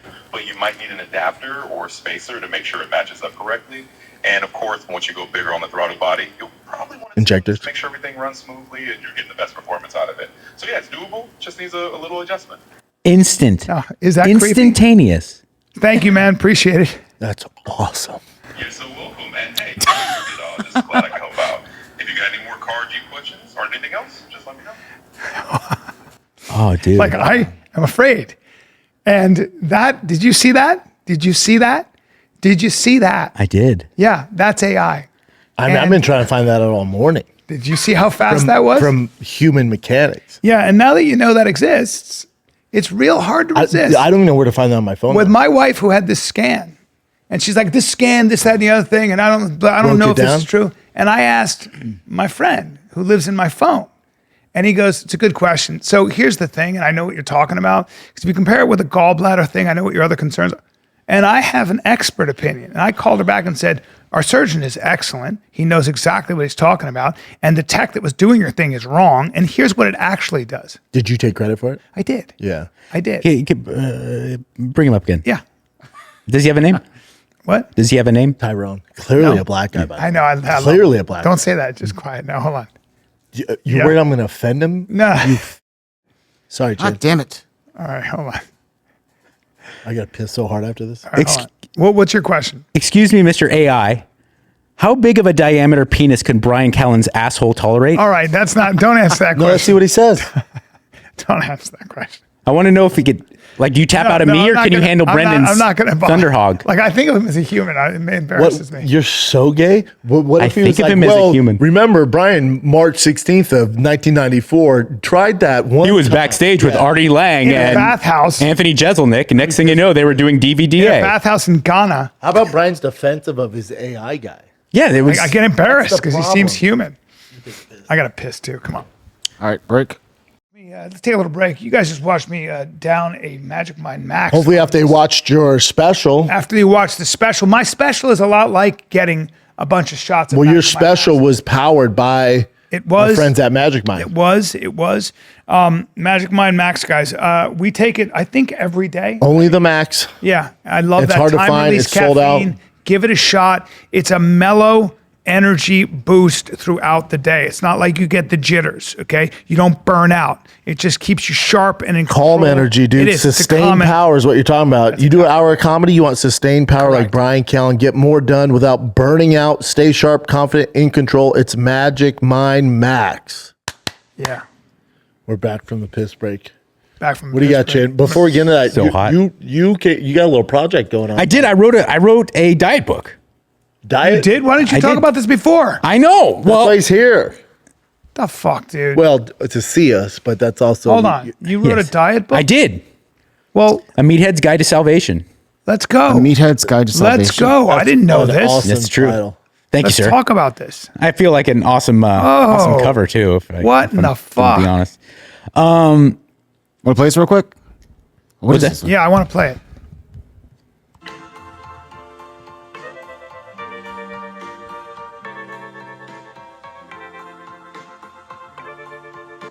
It's true. Get my diet book. That's great. True.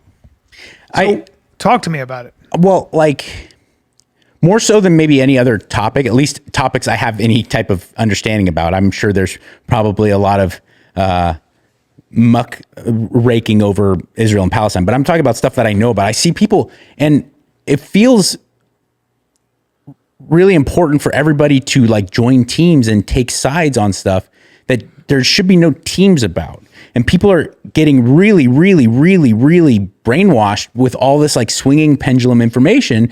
You guys both remember it wasn't that long ago that LeBron James and Gwyneth Paltrow were talking about like you got to. It's all plant-based. It's all plant-based. And then very quickly, it's like plants are toxic. Eat nothing but meat.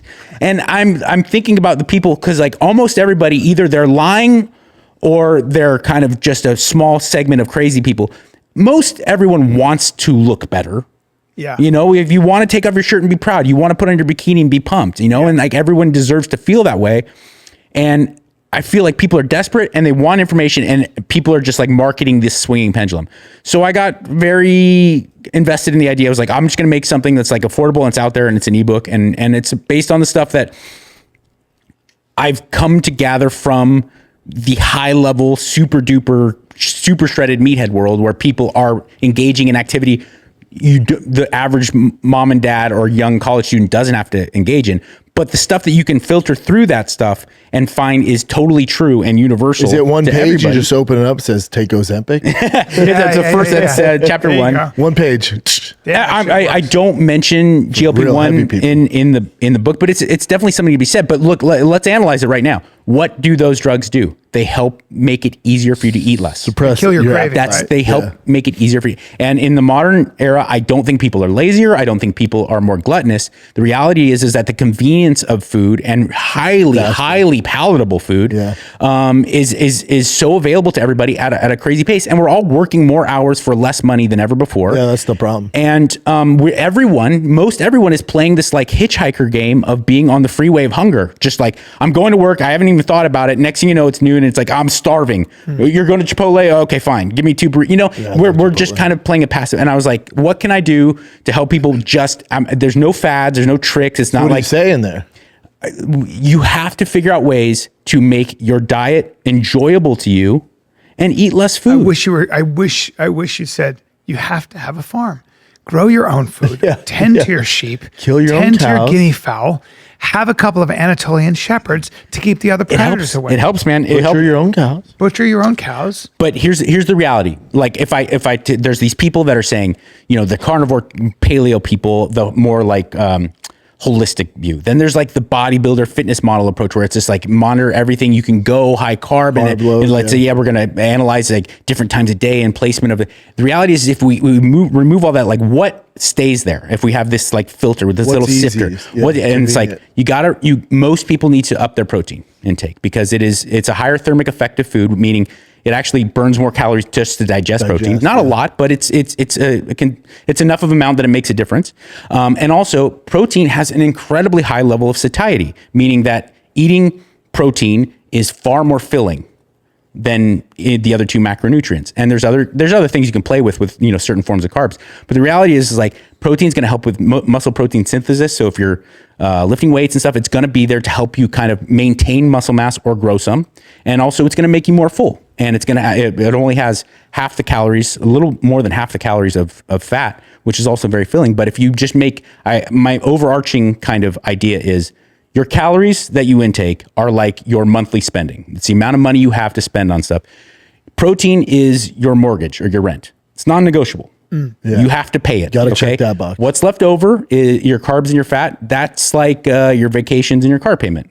Yeah. Some people can have a Bentley. Some people need a Toyota Camry. Some people can go to Paris, France. Some people can go to Paris, Texas on vacation. But it's like that's yours to work with. And sugar's basically OnlyFans. You're wasting your money. You're wasting your money. Well, it depends. I mean, like, look, fruit. I recommend in the book, like, if you can limit the majority of your carbs to potatoes, both sweet and regular, and fruit, which is almost pure sugar. How about rice?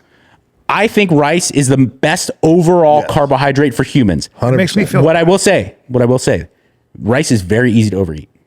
Okay, It's easy but to rice overeat, yeah. very easy to overeat because it's not as I boil filling. it in chicken broth and it's fucking delicious. I eat rice. I eat rice very frequently. It's the most perfect carbohydrate for the human system, in my opinion. Globally, we've seen it. Everyone thrives on rice. Now, that being said, I have an incredible amount of discipline and control over my intake. I would not want to recommend people just go willy-nilly with rice right out of the gate. If the main goal is to control your amount of food, and like I say, protein as far as carbohydrates, fruit and potatoes. If you take 100 grams of potatoes, like three ounces or something, like a normal sized potato, and you boil it without any butter, and just put some sea salt or something, or like some hot sauce to make it taller, and you eat that, you will be full for a very, very small amount of calories. If you have rice and you don't have teriyaki sauce, and you're gonna keep going and keep going and keep going. It's very similar to bread. That's why people get very confused, because low carb diets or keto diets are very successful. But it's not because there's anything magic in them. They just absolutely get you to eat less. Very consistently. They get you to eat less. And it makes it more enjoyable to eat less, because I'd rather have salami and butter than I would rice cakes and hummus, you know?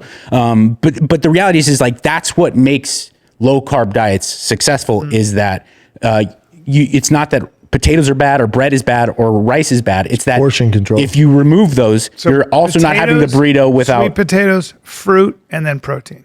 And if you can get the majority, if you get the regulated amount of protein that I recommend in the book, for most people it's 0.8 grams per pound of overall body weight, because there's all these different various equations, and they get kind of confusing, and it's like, well, how old is this person? How much muscle mass do they carry? But they all come in with this very, very narrow standard deviation of 0.8 per size of body weight, overall body weight. So you weigh yourself 0.8 grams. Let's say you're 200 pounds, that's 100 and let's say you're 100 pounds.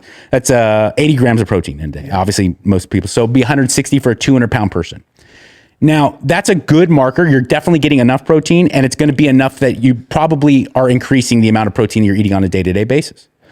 You're going to be more full. You get that. That's non-negotiable. However, you have to divide it up 40, 40, 40 over four meals, 2 meals of 80 grams. I don't care. Meal frequency seems to be largely not important, as long as you're maintaining a calorie level and a protein set point.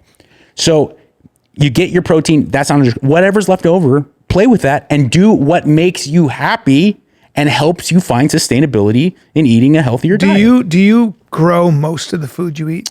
No, because I don't kill any of my animals. So Right. I eat every egg or egg white I put in my body is from my farm, and some vegetables, but it's a limited amount. It's hard to grow, right? Vegetables. Well, it's hard to grow if you don't know how. When I don't, my wife started to learn more, but also But it's not easy. the Texas seasons can be hard to work with unless you're pretty skilled, Yeah. or doing it on a Does massive anything scale. grow in the summer when it's that hot? Yeah, no, like a lot of cool stuff too, like oreganos and things like that. Like. Oh, oregano. Yeah, get full on oregano. Eggplant. My wife grew eggplant in the summer. Eggplant. Eggplant kicks ass. Eggplant's actually Parmesan really good for eggplant. you. Yeah, it kicks ass. And where can they get the book? I have all the links at my Catherwood. You can see that, but it's a Meathead Salvation Shopify.com. Love it, brother. So it's on your Instagram, Mike? It is on my Instagram, right in my profile and everything. I put it on that, and I certainly blasted enough. But the reality is, like, people want it. Mm-hmm. They want it, and people make $1 trillion selling diet and training advice. And I really wanted to make something that was realistic and sustainable. Jesus Christ. To look at how shredded he real is. people. Bodied up. I'm bodied up. Brennan. I do my thing. He's a super body up. I have to compensate for the lacking dong. That's a nice body, though, dude. If I was a guy who was into hiring young boys to dance for me, Yeah. you'd be at the top of my list. Congratulations. How old are you now? 46. 46 with Looking that, fucking Shredville. right? 46 looking like that. The picture on the left is I was young. I was probably 40, but the one on the right was like a couple months ago. So I can stand. behind Damn. it. Yeah, there you go. Thank you. All right, Chin, what do you got for us? Wait, real quick, I want to ask you guys because you talked about dating We did. and swiping and stuff. So you guys all have a certain level of fame. I know you don't like talking about being famous, whatever, but before that, right? You guys are also good looking and all that stuff. So Yes. before that, There we go. Yes. Me and Mike mainly. But Hey, I'm good looking. I just took pictures yesterday. You're all right. Handsome guy. Yeah, right. No, you guys are all good I'm a looking. handsome So older man. You're here. was it more the girls like gave you opportunities, or did you guys have a thing that you guys said to the girls or approached the girls with? Like, what was your technique? I would back just in start the a day? conversation. Like you just walk up to a random girl. Yes. Yep. Yes. I have no game. I have no like. I'll talk to swab game. I'll talk to anybody, and I'm not scared to get turned down. That's a I just love girls, and I love talking, and I love being with my friends and having a great I also didn't time. have an agenda. I wasn't like, Yeah. oh, I'm gonna fuck this girl tonight. I'm Yeah, just yeah, like, yeah. I like to chat. What's up, girl? We'd go into a bar and just there'd be girls there, and you just start joking around with them, right? So Or you would actually walk up to the table. Oh yeah, or no, it'd be next to the table and something would happen, but you'd have guys, and girls notice guys if they're Yeah. don't have hoofs and horns, if they're kind of if there's a certain energy, I think, that like it did like when Because we were they're there younger. too to Right. meet people, so it's not. So it's pretty easy. It's Like in my 30s, oh, it was why'd so you guys easy. come out? Oh, we're just out with the friends, blah blah blah, and then you Right. start talking, man. Yeah, in my 30s, it was always like, I think that's when women are looking for husbands or something, or they're just like, you're just in your prime. Yep. So you'd go there, and there's always a girl that's going to like the skinny guy in a t-shirt. If he's not, whatever I was, they're going to be like, and plus guy I in a had t-shirt. game. I'd Yeah, make you them had laugh. game. I'd talk. That goes a lot farther for men. I had game. Yeah, that Not goes to a lot be a farther. dick, but I just like when I say game, I just enjoyed my friends and them, and we would just get them conversation. laughing. Just make them laugh. Yeah, conversation. And it was so much fun. Roofies are great. Can I say that? Yeah, Nowadays, roofies. no. But I just put up a post about this, but it was not recent. It was probably 2012. These kids were at K-Rock, and I was coming out of Loveline at midnight. They were coming in from doing some like promotions gig, and they started talking to me about girls and like how to get girls and stuff. They were college age kids, and I said, I don't know. I got to be honest. Have something going on in your life.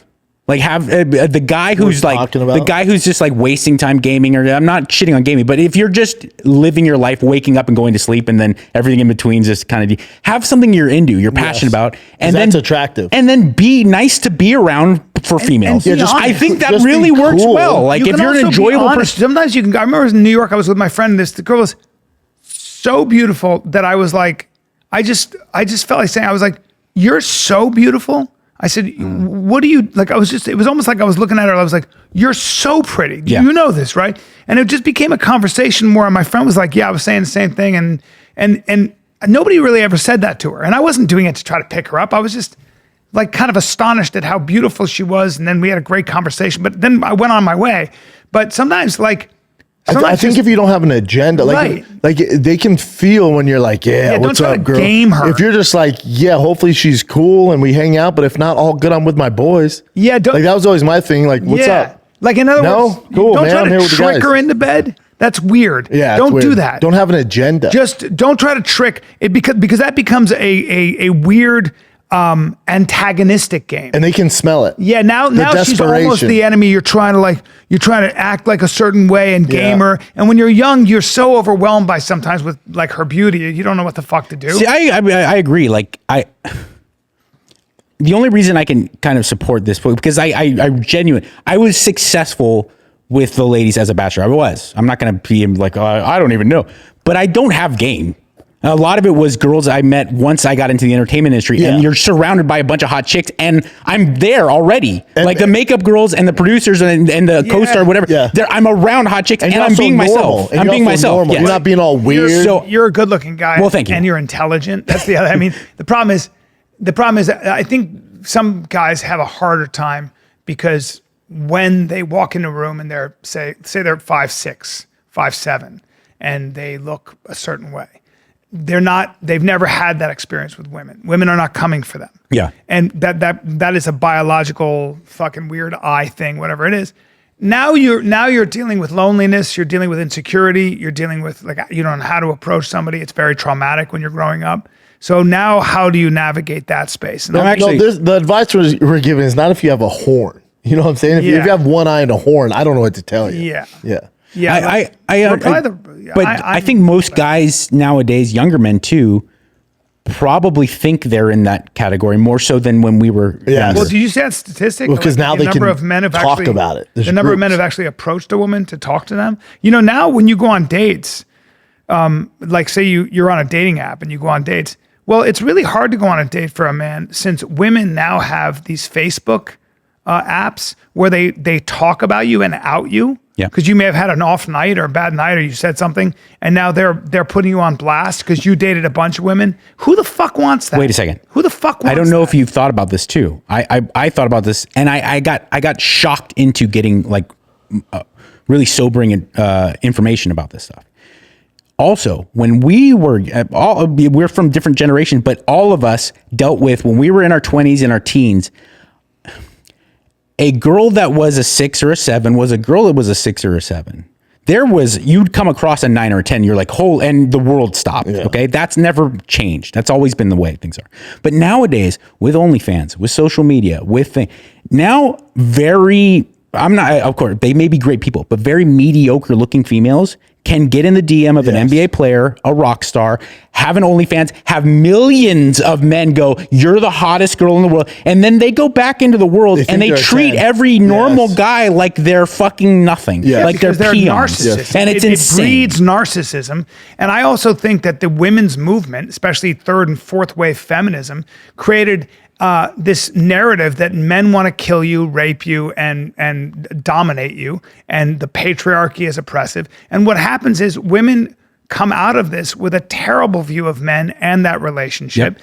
And by the way, all the power has shifted toward women in a very bad way, which is a woman can just tell a story about you, date gone wrong, regret weaponized, whatever, and ruin your fucking life. So what do you think men are doing? Young men are like, that ain't happening to me. I got plans with my life. Yeah, I got some fucking psycho, or I don't even know who you are. You want me to go on a date so you can put me on blast? Yep. Do you know the number one reason divorce is skyrocketing? What a surprise. Divorce has been steadily increasing to the point now it's really concerning.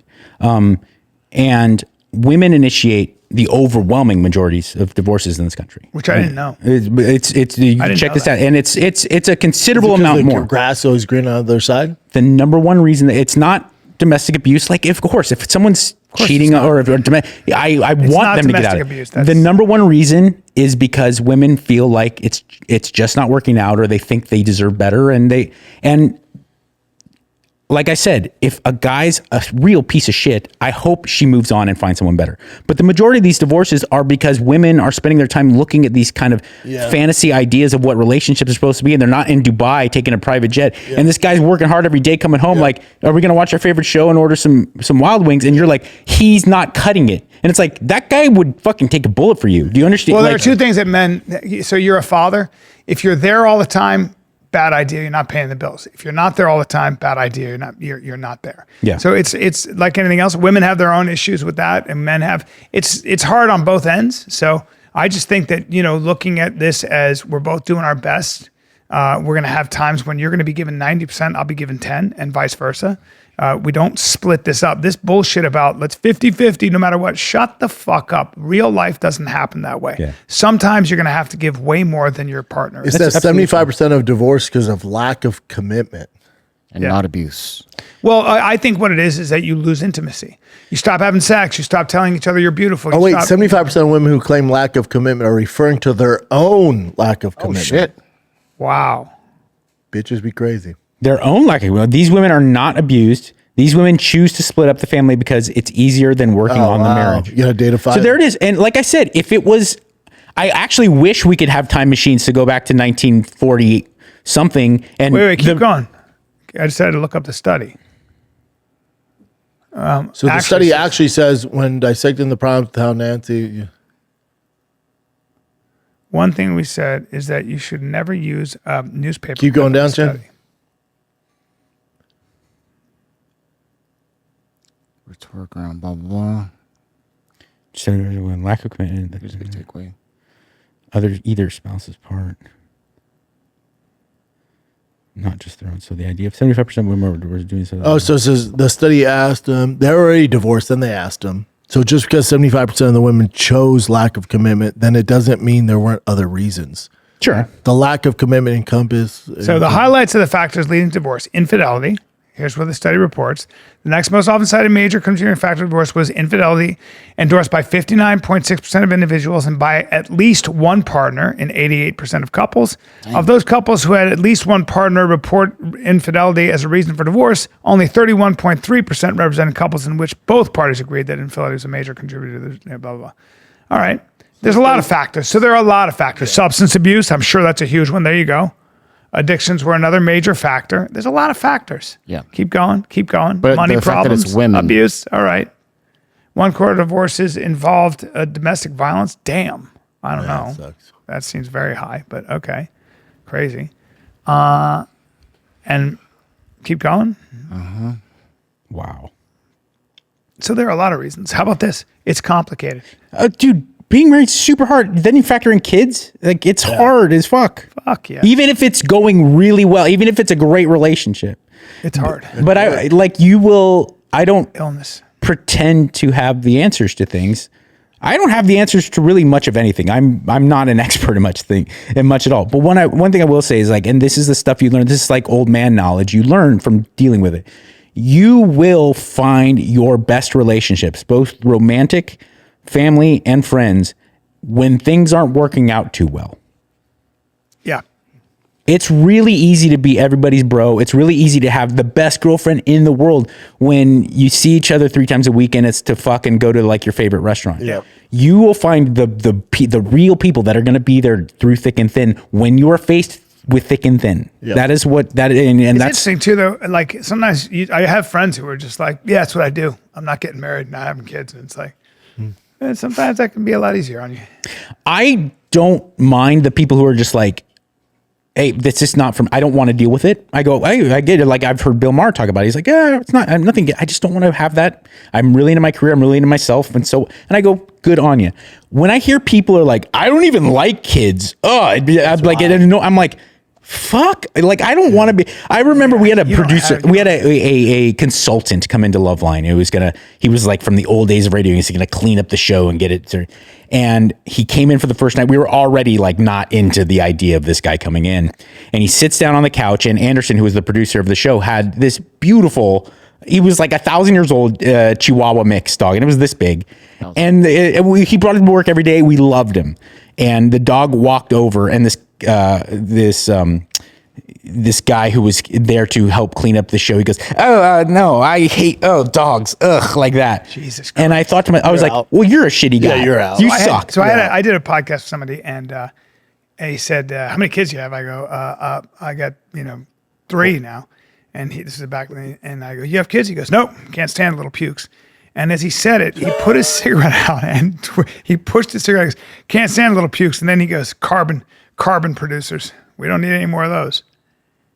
And we went and did the podcast, and I went, he was about my age, and I was like, man, we see the world differently. Yeah. That made me feel bad. It kind of colored the whole. Yeah, probably fucked up the whole. My wife, my children. I got my little, like at the time, my little 1-year-old or whatever was like so cute and just sitting there, and I was like, can't stand the little pukes. Jesus Christ. My wife went and filmed I don't want to give, because I certainly won't name names, but maybe a year down the road when this comes, I don't want to give away things. But she just did a project here in Texas. It's very cool. And there was a male co-star.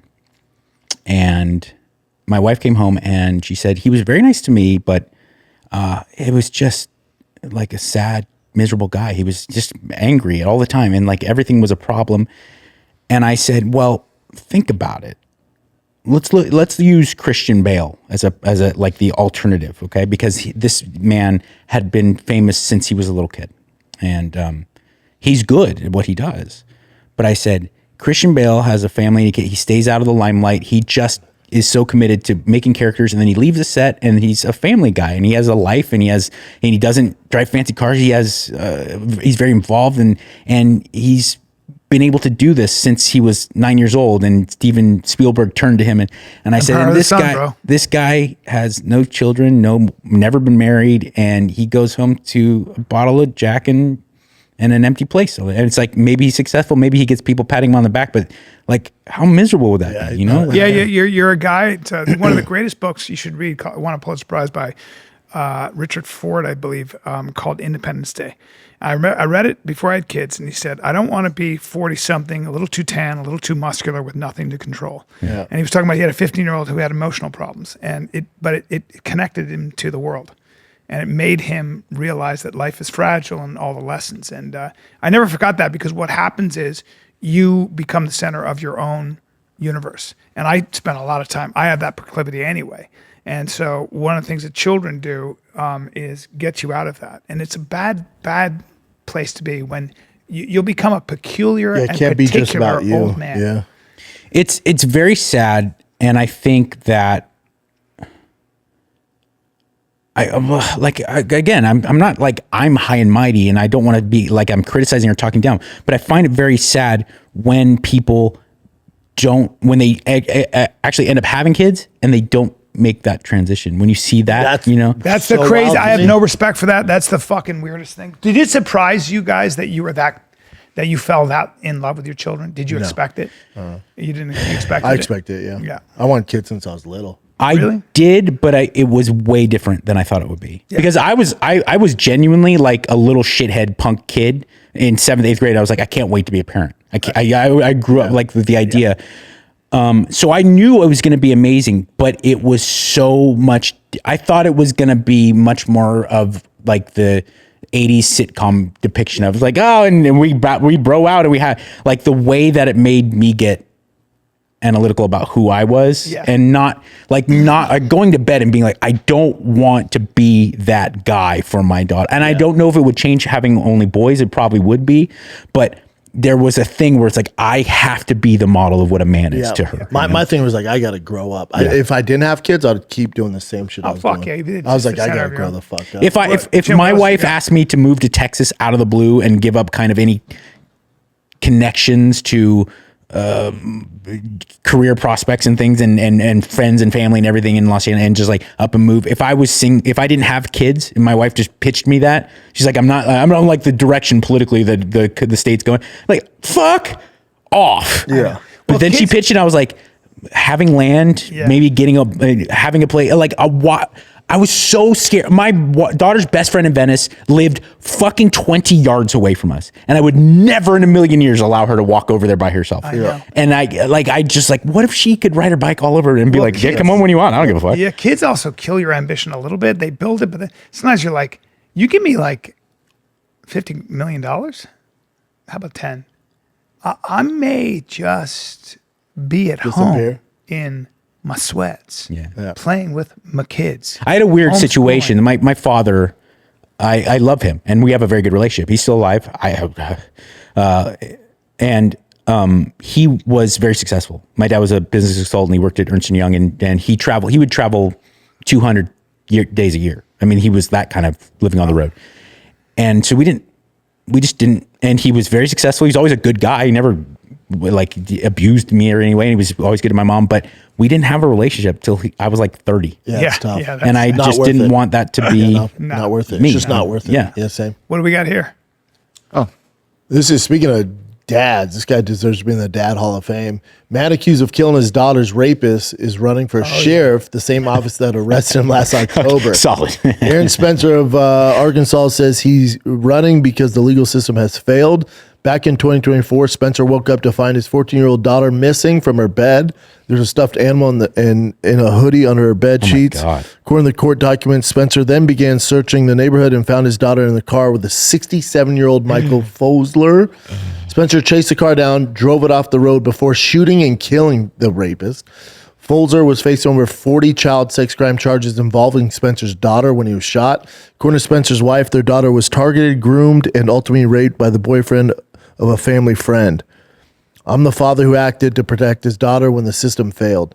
Through my own fight for justice, I've seen firsthand the failures in law enforcement in our circuit court.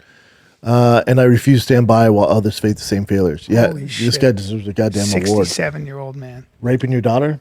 I mean, and what happened? Obviously, they were like, "Hey, you have a good day. Thanks for our service. killing that guy." Thank you for the and service. hopefully it took him a little while before he actually perished. Yeah, he shot him. He shot him in like the Hopefully, upper chest. hopefully before he went to hell. Yeah. And the kid was groomed, right? So it's like a family friend. You know, it's just shit like That's what this happens. Yeah, You talk I to know. prosecutors who do these cases, and they'll tell you. They're like, this one woman was like, "I'm a prosecutor for sexual assault stuff. I don't let my kids have sleepovers. No. because that's No. always when it happens." Yeah, but they always say like the people that do this stuff, like the grooming stuff, it's in all these child predators that are in prison. The prison guards, like the thing is, they're super nice. Like they're not the creepy guy that you think they're going to be in prison. They're Pay their usually super taxes. charming. Good. They appear to be good citizens Sure. and just bad. Hey, people. they are good citizens in every way, Yeah. except for one. Yep. They're mentally ill too. Yeah. Yeah. Like Whatever they are. There's a lot of bad crimes that people can commit where you go like, well, that's not a crazy person. It was circumstances. They were young. Like I have a close friend who killed a guy, but I met him through recovery. Yeah. He's older than me. He's in his 60s. He was a fucking gangbanger, and he was like, I was young. I was like, it was him or me. Yeah. And I went to jail, but that's that's different. You know, when we're talking about like Ed Gein shit or child crimes, you're talking about someone who's gone. Yeah. Yeah, and that doesn't go away. There's no connection to reality. You just got to put them down. Yeah. Put him down. Sick What else dog. you got, Jen? Oh, do you want to hear his thing or just move on to next? Nah. I'm good. I got it. Good for him. Hopefully he wins. So Trump, he made it to tough the picture. cover. Why they do my boy like that? I know. they So gotta he made it the cover of Time magazine. It's a great thing because obviously he helped the whole ceasefire. And but then even Trump says like, dude, you did me wrong with this picture. Yeah. For The the cover. throat, the hair. It's just he Like, doesn't what are look they great. doing with that picture? Why'd they do that to him? Let's get down below here and get a picture looking up at your nose. Like that's the weirdest picture. He looks like a funhouse mirror. Do you think maybe they were going? Let's be kind. Do you think instead of the jowls, they were trying to focus on like him elevating himself above a certain level that Maybe, maybe but people But you know how many It is. this went through so many people before it got approved, and no one was like, "Hey man, what about the nuts on his neck?" And they're like, run it. It's a tough one, and so Run he it. took umbrage with the picture. Yeah. So here's this. Oh yeah, Trump ain't gonna let that slide. If No, we're talking, that's not a relatively good story about me, but the picture made me maybe the worst of all time. They disappeared my hair, and then had something floating on top of my head that looked like a floating crown, but an extremely small one. Really weird. I never liked taking pictures from underneath angles, but this is a super bad picture and deserves to be called out. What are they doing and why? Let me see that picture again. What are they doing and why? God. I didn't Is there a recognize him at first crown? when I first saw it. I was like, "This is there that a It Trump?" looks like Winston Churchill. Yeah, is there a He crown on does. there? If or you what? put glasses on him, It you looks could be like like, Winston oh, it's Churchill there. God. God. That's Corolla. time gold. We'll put him on the cover, but make sure it's not the best. Well, especially Flatter because picture. his seated pose is the best of all time. Yeah, that and I scowl, didn't realize that it great until scowl. Corolla pointed it out. He's like, and I saw Mark Maron's final interview. I guess it's his final episode. He had Obama, and Obama's sitting like literally like this, right? It's like so crossed over that he's like you could cross it back underneath. Gavin Newsom constantly sits like this, right? Yeah. Trump spreads his legs. What's up? Pull up any picture. Look at the picture he was just Cock sitting next out. to. Cock He goes first. like this and actually makes a target to his cock. Yeah. He sits like this, and you're just like, this is body language, Super alpha. next level. Yeah, like please, everyone who thinks that there's someone else in the room that needs he attention. sits like this? Look. This with the target on his cock. Come Yeah. get some. Look at how many pictures he's doing this. Power sitting. Legs spread wide open, upright with the dick posture. target. Look. That's a good picture right there. Like just scowling like like, you know. And you got to admit, like I'm making this as a nonpartisan statement. There is something that presents powerful in comparison to not this. I'm talking about crossing your a good legs point, like Mike. Look at my that. dick is gone. Yeah. Look at that right there. That's great. Look at my cock. Yeah, man. I don't know. Yeah, That is a the Time terrible magazine did him picture. dirty. I like how he calls him out too. God, Time, do better. You know, but hey, who would have thought? You can't deny the man has accomplished something that was unthinkable. Surprised he didn't get the Nobel Peace. I mean, It was listening to President Obama on Mark Maron's final episode that made me rethink. Like, wow, people have distorted. I will Obama sit, sympathetic I will or sit no? and listen to any argument about Donald Trump as a human. Sure. But people have so distorted Donald Trump policy and politically. Yes. They have so distorted it because Obama was talking, and I'm not trashing President Obama. He was talking about the global kind of cohesion that he tried to create when he was in office, and that Donald Trump, he's like, and on the man who followed me in the White House has done a good job of breaking that apart. And I was like, wait a second. You came into office with 2 wars and left with like 8. Yeah. Yeah, but- And you were Captain Drone Destroyer. Like, Correct. Donald Trump has done deported it. a number of people. Way more than Trump. Yeah, so, And I was like, listen, I'm not trying to And the whole race get into baiting this thing, is but all Obama. Donald Trump's done a pretty good job of creating peace in comparison think? to you, sir. I think the It's, Abraham Accords are historic. All right, let's wrap this up. Let's Mike do it, Catherwood. Bubba. Boys, go see my special, False Gods. Get Mike Catherwood's book. Thank you. A Meathead's Guide to Nutrition. To salvation. Yes, sir. Meathead's Guide to Salvation. You and I both with the very, very, very arrogant titles. That's Yes. it. I'm going to go play some golf with my the boys in my family. You're headed to Utah. Heading to Utah. Go watch his special. I love you guys. On YouTube. Love Thank you guys. you. This is the Fire Kid. We're out.